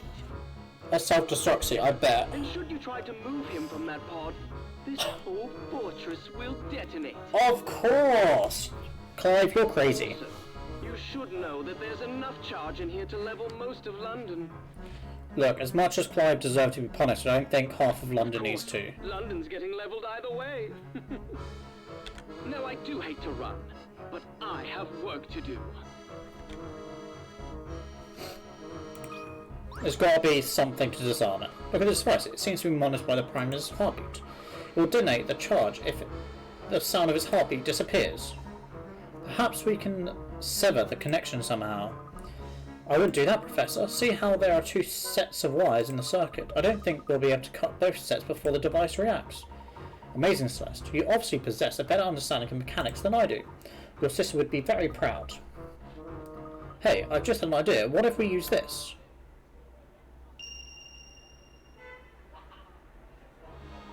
That is a pocket watch I gave Claire long ago. And here I thought it had been lost in the explosion. No, I actually found it when going through Claire's things after the accident. Unfortunately, the watch has been broken since I found it. No matter how much I wind it up, it never seems to run for more than 10 minutes. I see where you're going with this, Celeste. You're suggesting that we replace the sound of the Prime Minister's heartbeat with that pocket watch. Exactly, it's risky, but it seems to be the only option we've got. We'll need to disconnect the circuit from the Prime Minister and attach it to the watch in one fell swoop. But even if we succeed, the watch will stop running in 10 minutes and the fortress will explode anyway.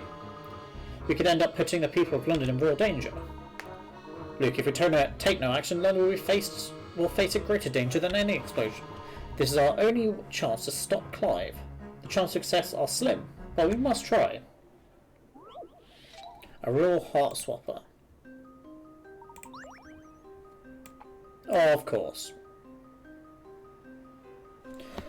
2 long wires connect the Prime Minister's heart sensor to a monitor. In a single move, can you switch the wires so that the pocket watch is connected to the monitor instead?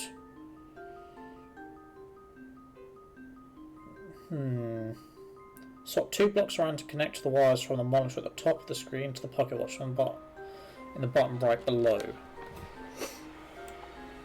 It's not as simple as that. It says it in a single move, so I guess I can only move one thing. I mean, Luke, if Clive is close enough to the edge of the hole, it is possible an explosion will occur underground, granted that could cause a total collapse and kill us all. Do we really have to do this? Yeah, there's so many ways this could go.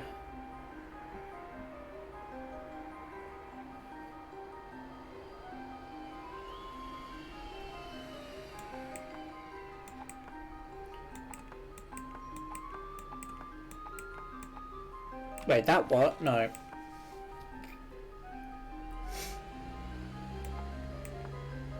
I'm just trying to find one.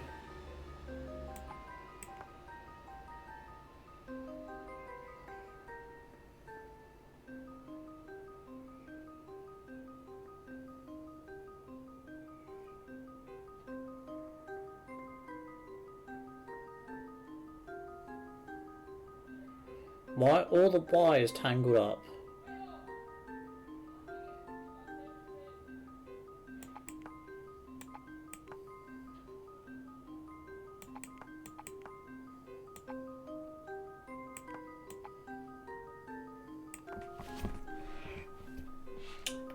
Doo-doo-doo.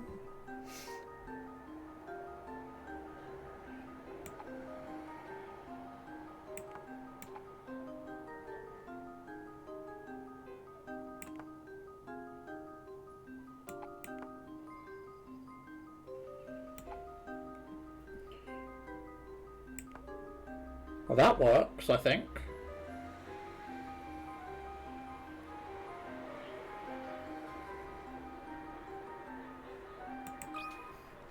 I was just trying to find one tile to move that worked there. Well, that's settled.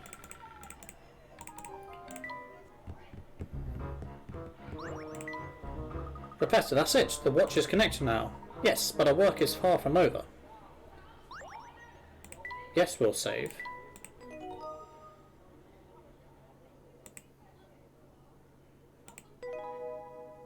So yeah, we're going to stream until this is over, because there's no point stopping to then finish what could be like 10-15 minutes. 10 minutes to get out of here before 10 the minutes. fortress explodes. Now what? Next Tuesday. We need to reverse the energy flow. That will break the generator and shut down the fortress.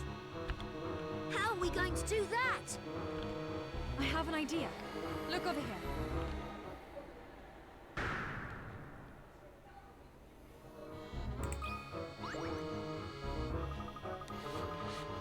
These gears for the core of the generator, we can reverse their movement. We can effectively overload the fortress's power supply, thus putting a halt to Clive's plan.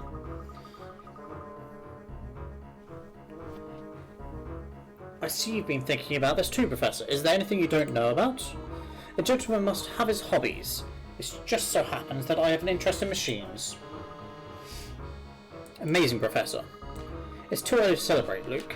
If we fail here, many lives still may be lost. Are you up to the challenge, Professor? You'll not be able to save after this point. Are you ready to continue? Yes. It's all up to you now, Professor. Because... Alright, a system of gears is shown below. Gear A turns in a different direction of its red arrow, which currently causes gear B to turn in direction of its red arrow. One group of smaller gears connecting gears A and B is labelled A. This group can be moved and rotated with a different stylus, as can B and C below it. Use these groups of gears to alter the systems so that gear B turns into the direction of its green arrow. You don't necessarily need to use all the gears though. Well, let's just get rid of... Well, that goes around like that, to go round.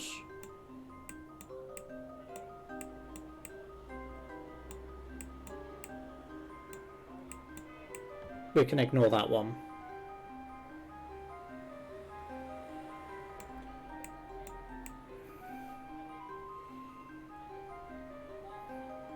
So if we want it to turn this way, this one needs to go this way.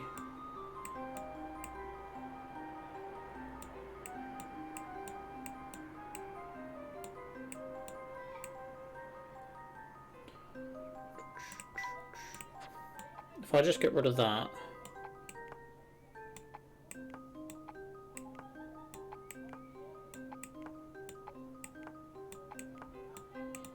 Oh, we can rotate it.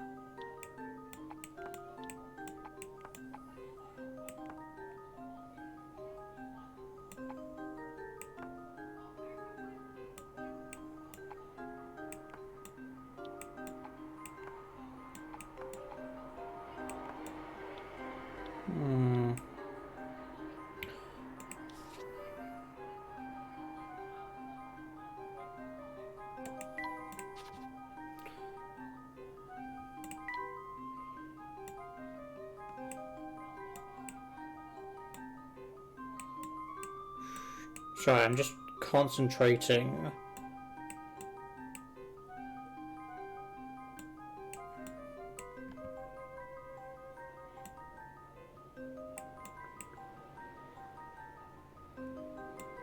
That one's going like that.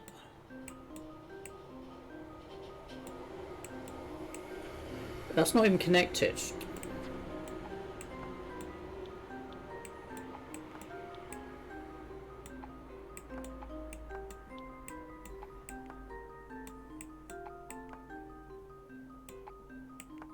I think that's overlapping too much.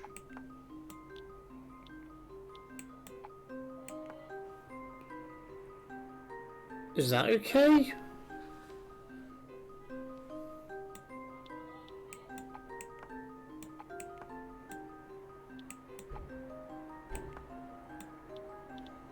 Oh, come on, I just want to move it up. I don't know whether that's connected well enough. But that would be going that way, for that to be going that way.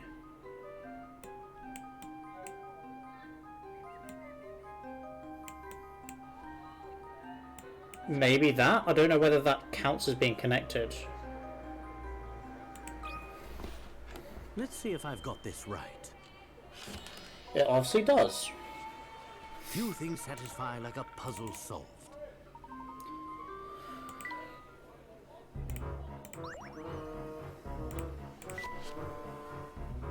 You did it!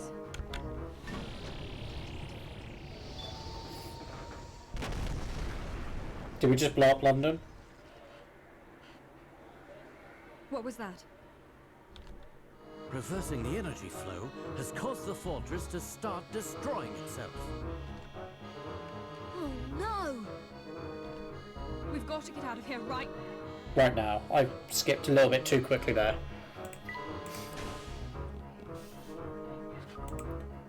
The transport pod doesn't seem to be working.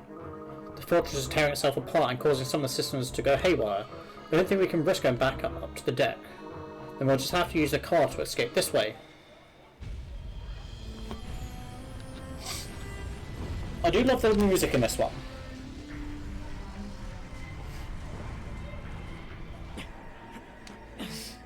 Huh? Now what is it? No, no, no!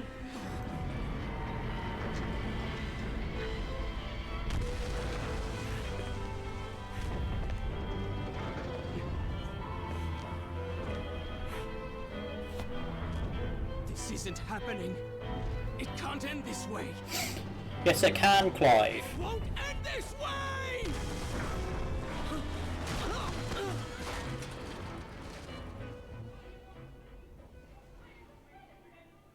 Well, you just got knocked out. Possibly dead. Clive?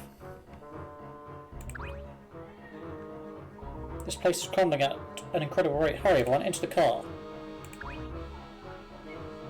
There's no time to waste. Get in the car. We're making our escape by car? Is this some kind of joke? I'll do my best to drive safely, Prime Minister. What are you waiting for? I've gotta go. This is madness. You know how to drive, don't you? Of course.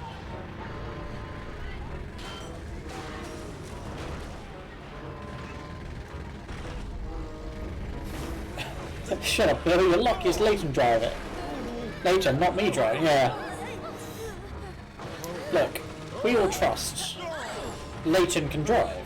Professor, up ahead! So if it was me, I'd be like, yeah, don't power, obviously put wings in this and just drive straight off and be like, where's the button? Now what do we do? The road's blocked. Don't panic, look, I'm sure we can find a way over this mess for us. Blockade.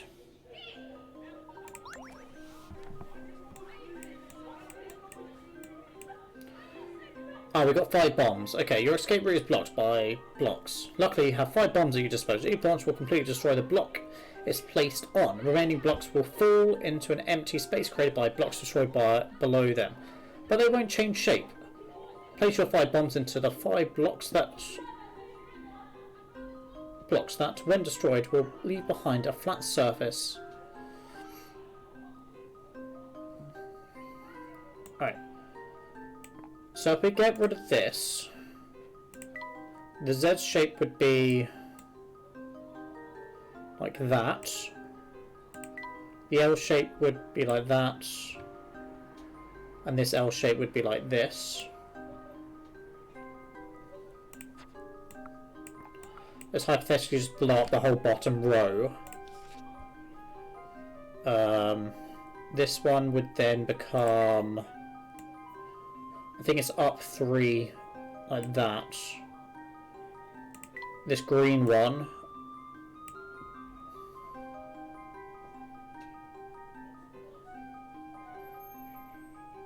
would slot in there. I think we need to blow up this one as well, because I think if we get rid of this one would sit. No. It would sit like that.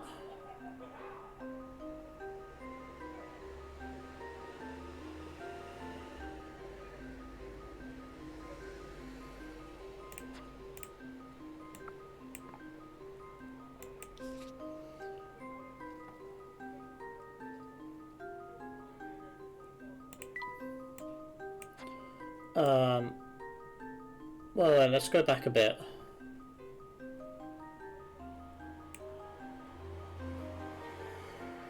So I forgot, this would actually just go like that. This one would sit like that.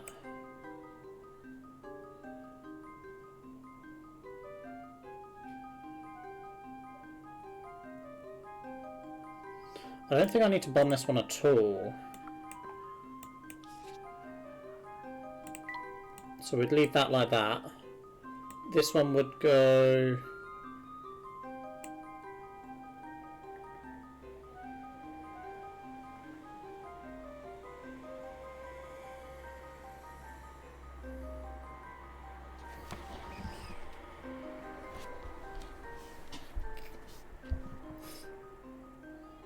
Maybe we want the T one to go down.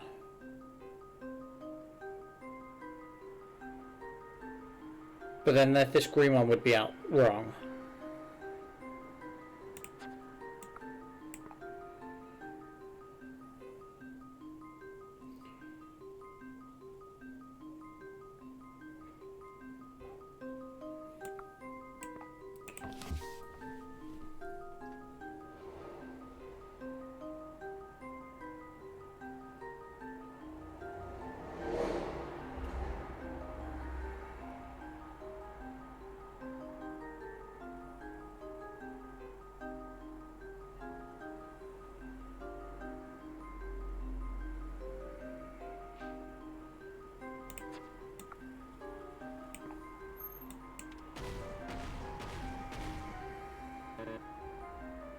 Oh, I get to at least see what happens. I want to press that again then.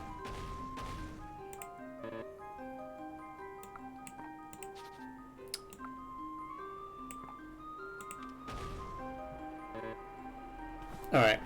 I thought as soon as I pressed it, it would just sort of go through the whole phase. I need to stop pressing restart.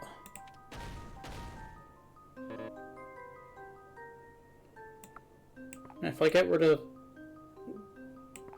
these two,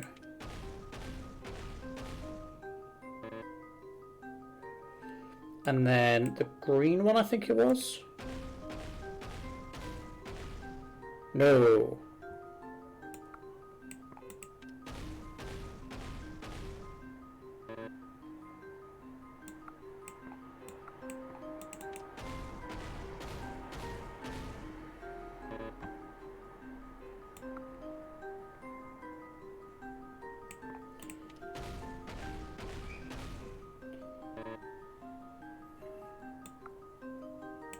Maybe it is the T, but then it's this bit here.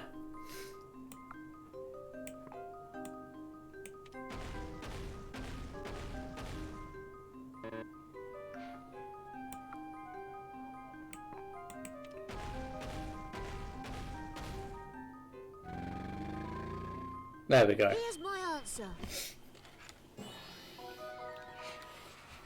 Phew, that's a relief. That was a relief.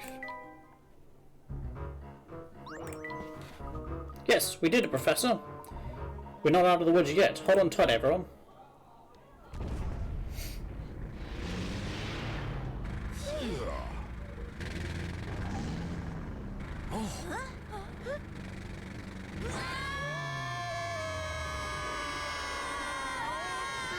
I think Bill's just realised what's going on. Oh, and one more thing. See that red button over there? That's your ticket out of trouble. Just an extra little feature I added. Right.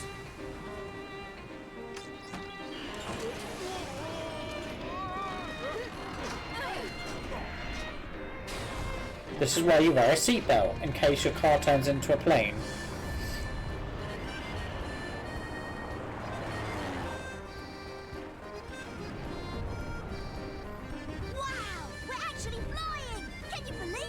Yes, Paul was always very good with machines. Whoa! Professor, I didn't know you could fly a plane. A plane? This is an automobile. Ah! Well done, Layton! It's strange seeing Don Paolo help the good people. I still love Don Paolo as a character, though. Is that the last of them, then? Yes, sir! All residents of the underground city have been brought topside, sir! Yes, sir! Hurry up, Layton.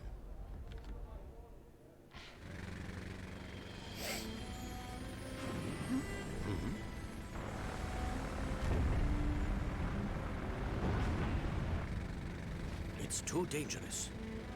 He's not the only one to blame. You do know that, don't you, Professor? I do. And we're gonna go back. What's this? We're going back. Shut up, Bill.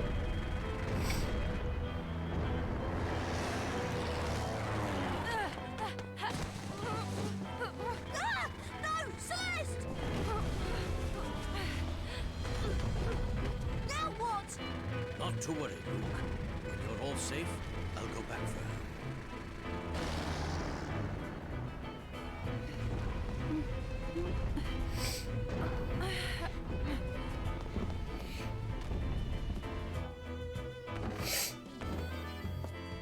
We've evacuated the underground city. All inhabitants are safe now. My thanks, Inspector.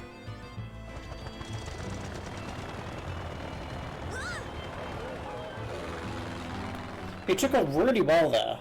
No runoff needed.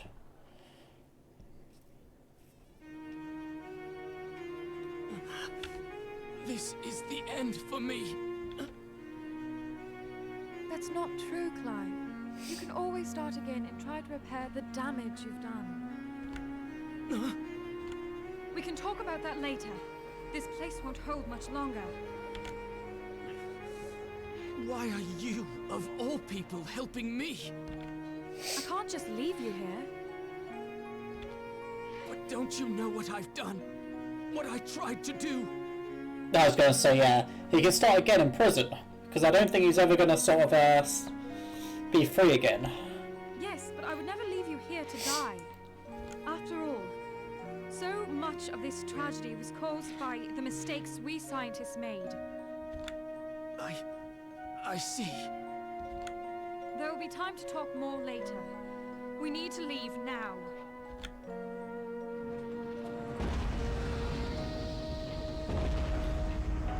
I wasn't convinced she was a scientist.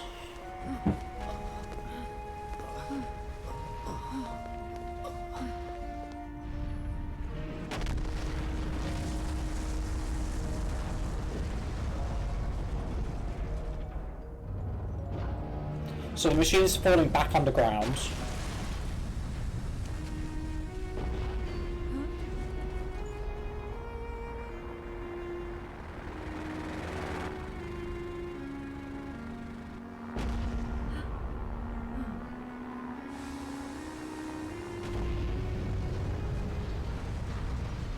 What? How did they get Clive into the car? Because I don't think he would have had time to stop.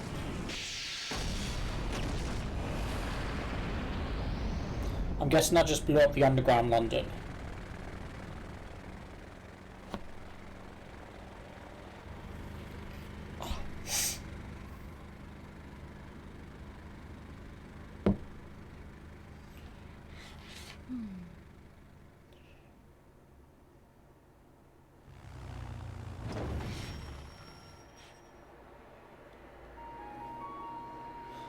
Better question is, that explosion it caused most of London to fall into the abyss. Yeah. Strange how these things work out, isn't it? Is everyone alright? I think so, Professor. Somebody apprehend that man at once. You're coming with me, boy. I don't want any trouble. Inspector, a moment, please. Just what do you think you're doing? This man poses an imminent threat to our national security. I cannot deny the damage that Clive has done to our city. But we can't forget that he's also a victim of a political agenda for progress, no matter the cost. You've got some nerve, man. Professor, Answer me one question, Clive. You knew full well I'd stand in the way of your plot. So why did you send for me?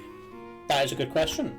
Dmitri was sure he needed you for his project, but I knew full well of the threat you posed to my plan. Though I suppose I still led you all the way to the heart of my base, didn't I? At first I was just toying with you, but at some point I realized I was enjoying our time together. Maybe part of me wanted somebody to save me from my all-consuming madness, as you did all those years ago.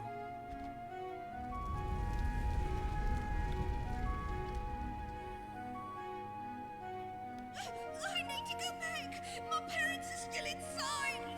Pull yourself together, boy! There's nothing to be done. Jump back in there and you'll die too.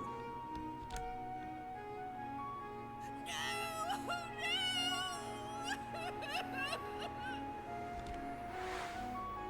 That was you. Deep down inside, I hoped you might be able to talk me down from the edge of insanity again. This is the second time you've saved my life now. Thank you. Clive. Don't worry about me. I intend to atone for my crimes. I look forward to the day we meet again. Until then, I hope life treats you well. Please tell me Bill gets You too, Clive. sorted out as well. Take him back to headquarters. Yes, sir. Are we arresting Bill? Criminals like him make me think the whole world has gone mad. Despicable. Just despicable. Yes, people can often be so blinded by their own motivations that they lose sight of the damage they do. But criminals aren't the only blind ones. Just what are you implying, Inspector? Nothing at all. Just stating the facts, sir. Now, if you'll excuse me... Oh, come on. Arrest Bill. Calling the kettle back, Bill. Yeah, he's got 10 bodies worth of blood on his hands. At least, minimum.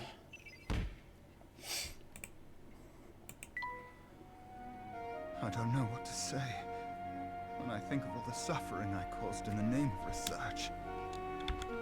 It was terrible. But I see you must have loved Claire very much to do what you did. The more I reflect on it, the more unsure I am as to whether it was love or pride that compelled me. For 10 long years I chased after what so many called impossible.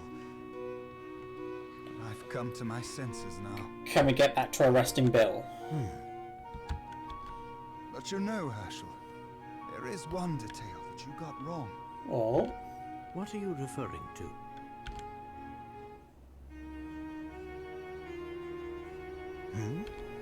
I don't think I have much longer here, Herschel. So this is actually Claire. I don't know what you mean. You've taken awfully good care of that hat I gave you.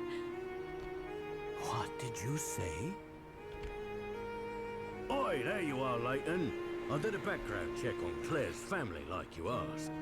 There's no record of Claire having a younger sister. Then The time machine was made, was It was done. quite a shock when I first worked it out. but you can't really mean. It's me, Herschel. It's Claire. While it defies logic, it seems the experiment 10 years ago wasn't a complete failure. Oh, so she was sent... Somehow Claire was shot 10 years into the future. To our present. Yes, the time machine worked. If only for that single moment before it exploded. Okay, that makes sense. That's not possible. Unfortunately, however, there were more complications. Shortly after appearing in the present, Claire's body showed signs of molecular instability. It was trying to return to its own time. I attribute that phenomenon to the incomplete nature of the time machine. She didn't have long here. I worked on the machine in the hopes of finding a way to stabilize her existence in the present. But it seems inevitable that she'll return to her own time. To the moment of the blast. I beg Dimitri to stop his work. Tampering further with time can only result in more anomalies. There's no telling what chaos we So could that- release upon the world if that- we tried to save the dead. That from would their also fate. explain why she said, we scientists. The flow of time must remain linear. We all know the consequences of changing its course. There's a theory that the instability is because Dimitri saw her body in the past, which contradicting her life here since it's a closed paradox. Okay. Dimitri wouldn't listen to me. That's when I knew the only way to stop him was through you, Herschel. What Dimitri, Bill, and I did 10 years ago broke the laws of nature. And now we must pay. Yeah, Bill must pay. This is all so incomprehensible. It's time to end this, Dimitri. Yes, it does seem that way. If no one had seen the body, it'd be a dead/alive box situation. My research has threatened our very existence, and it could do so again. I might have to look into all the theories behind this game, because it is a very complex sort of / insane storyline. Tonight, I will close the book on the time machine forever. Okay, we're just solving mysteries over and over again.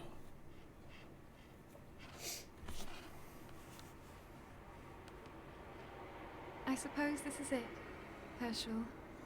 I have to go back to my own time. Back to that day when we parted. No, Claire. I'm sorry, I can't stay.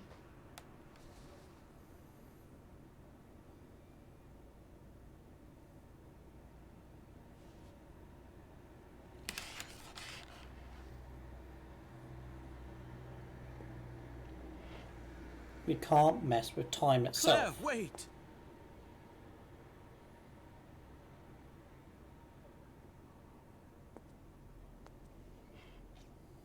We had so many plans for the future.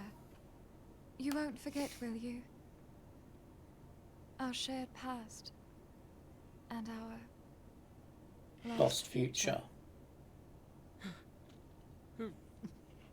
You can't go! I don't want to say goodbye again. I can't. I won't! Layton, this is not very you. I know you. And I know you'll stay strong. After all, that's what a gentleman does. I must go now, Herschel. Exactly. But Thank can't you for be the everything. gentleman that you're meant to be. Goodbye.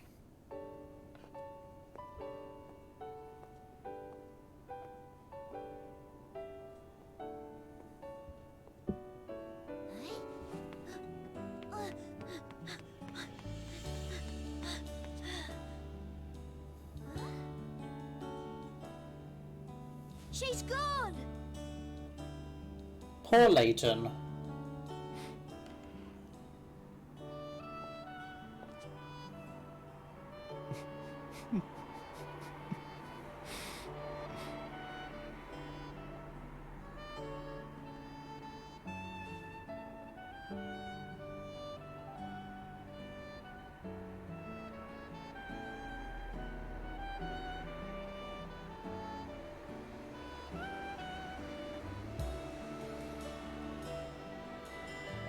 Yeah, I do agree with you, Friday. That's such good stories, but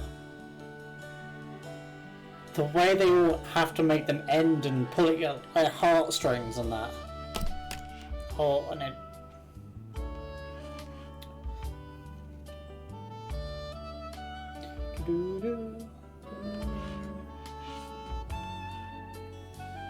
I will leave the credits going because I feel these games deserve to have the credits watched or like there. Alright everyone, please don't cry, it's okay.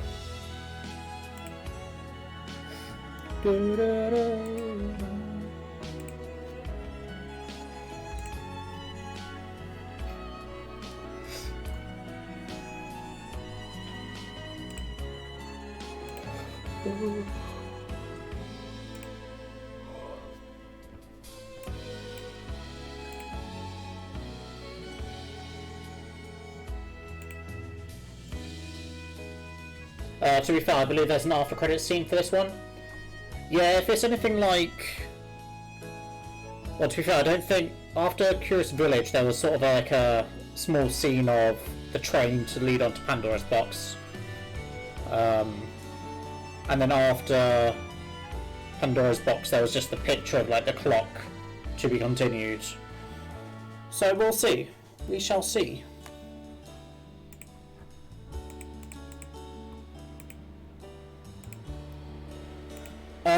I will be doing probably one more stream of this game next Tuesday, just to finish off any puzzle I've missed, any mini games I've missed, and depending on how long that takes us, we might do bonus puzzles in the end.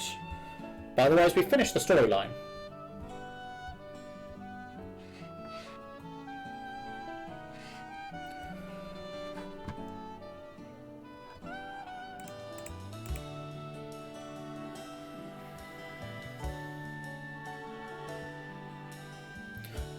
I'm just trying to look for someone we can raid.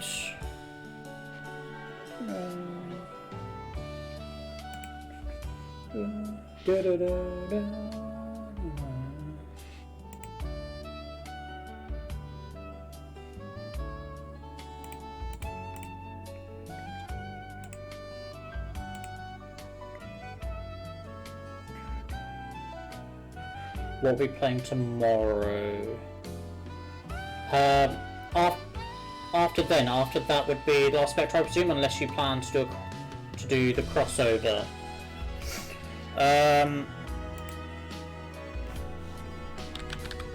What one's the crossover?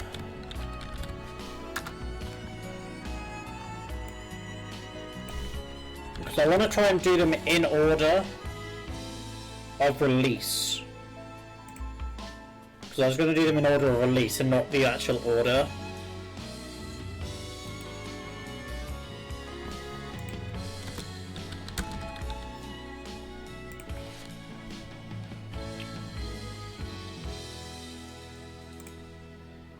Yeah, so I was going to do Last Spectre or Spectre's Call next.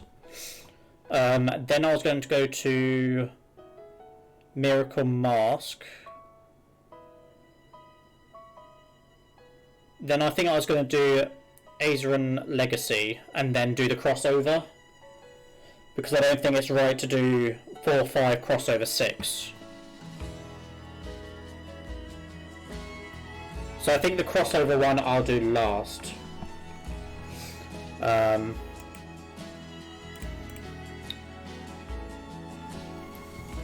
will probably have 1 or 2 weeks between the last time I play this one and then the start of the next one, just to have sort of a small break from Professor Layton games, just so I don't burn out. So I'll probably find one game to fit on a Tuesday that's a really short one to play, and then we'll get back into it very quickly again. Crossover is kind of weird in terms of its relation in the order of release and time. Yeah, I just had a look on the wiki of the release and the actual order, and it's very odd. Very odd indeed. Because I get we're doing the original trilogy first, but now we're doing the prequel, technically. So let's see what it's got to offer us now.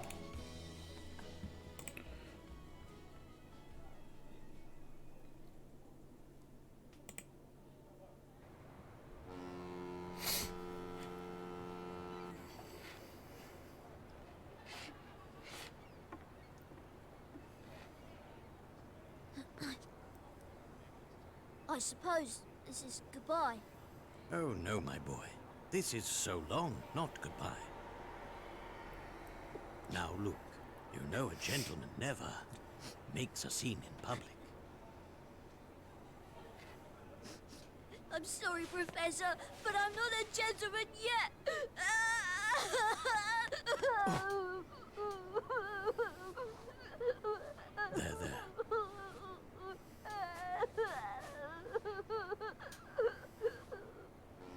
I wonder if they got any plans to make any more Layton games, so it'd be more the sequels from this one onwards.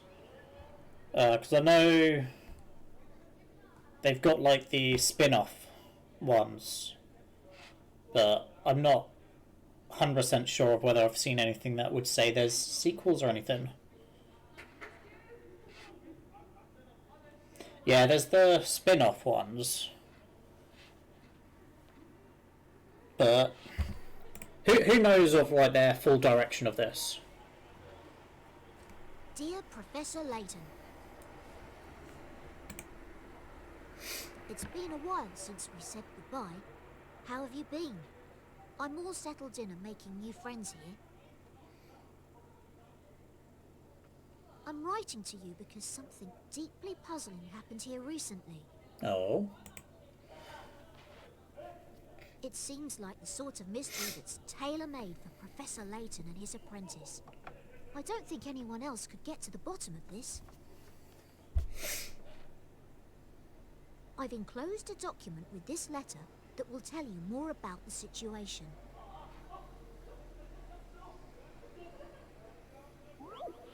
The final puzzle. Hey, Professor, all the information about our next adventure is in the sealed document. Do you like my seal, by the way? It's just like the one you use, except it looks like my hat, and the L stands for Luke. The colour even matches my hat. In fact, the seal has made me think of a puzzle. Of the 4 examples A, B, C and D, which one is the actual stamp? You have to solve this puzzle before breaking the seal. Alright. So, when doing the L, it has to be back to front, so it's got to be this way round. So this one is an out.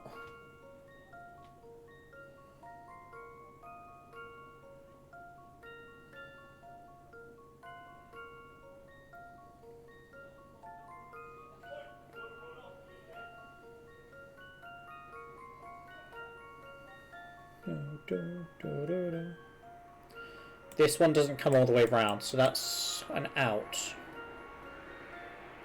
Same with this one, so it's got to be C, right? Let's see if I've got this right. Just as I suspected. Lovely. The challenge is working out the differences. Okay.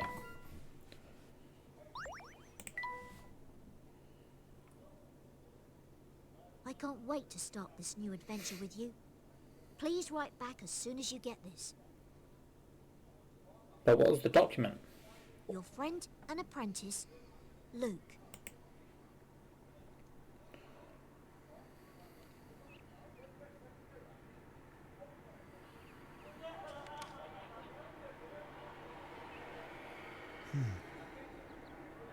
It's strange seeing him without his hat on.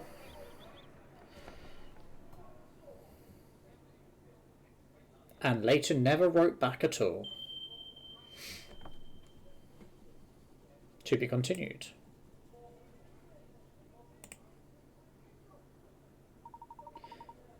Yes, I did. There's exactly 153 puzzles scattered throughout the story. And then I'm guessing there's a lot more. There's probably like 15 odds in the bonus section.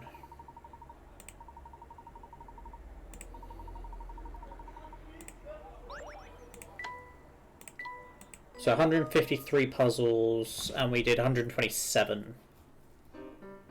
3 were left in the Granny Riddleton shack. So yeah. So, we're going to do a small raid over to someone else that's playing Professor Layton. They're actually doing the crossover, but they're doing the speed run of it. They're doing any percent of the crossover. Yes, so next Tuesday we'll be solving 26 puzzles.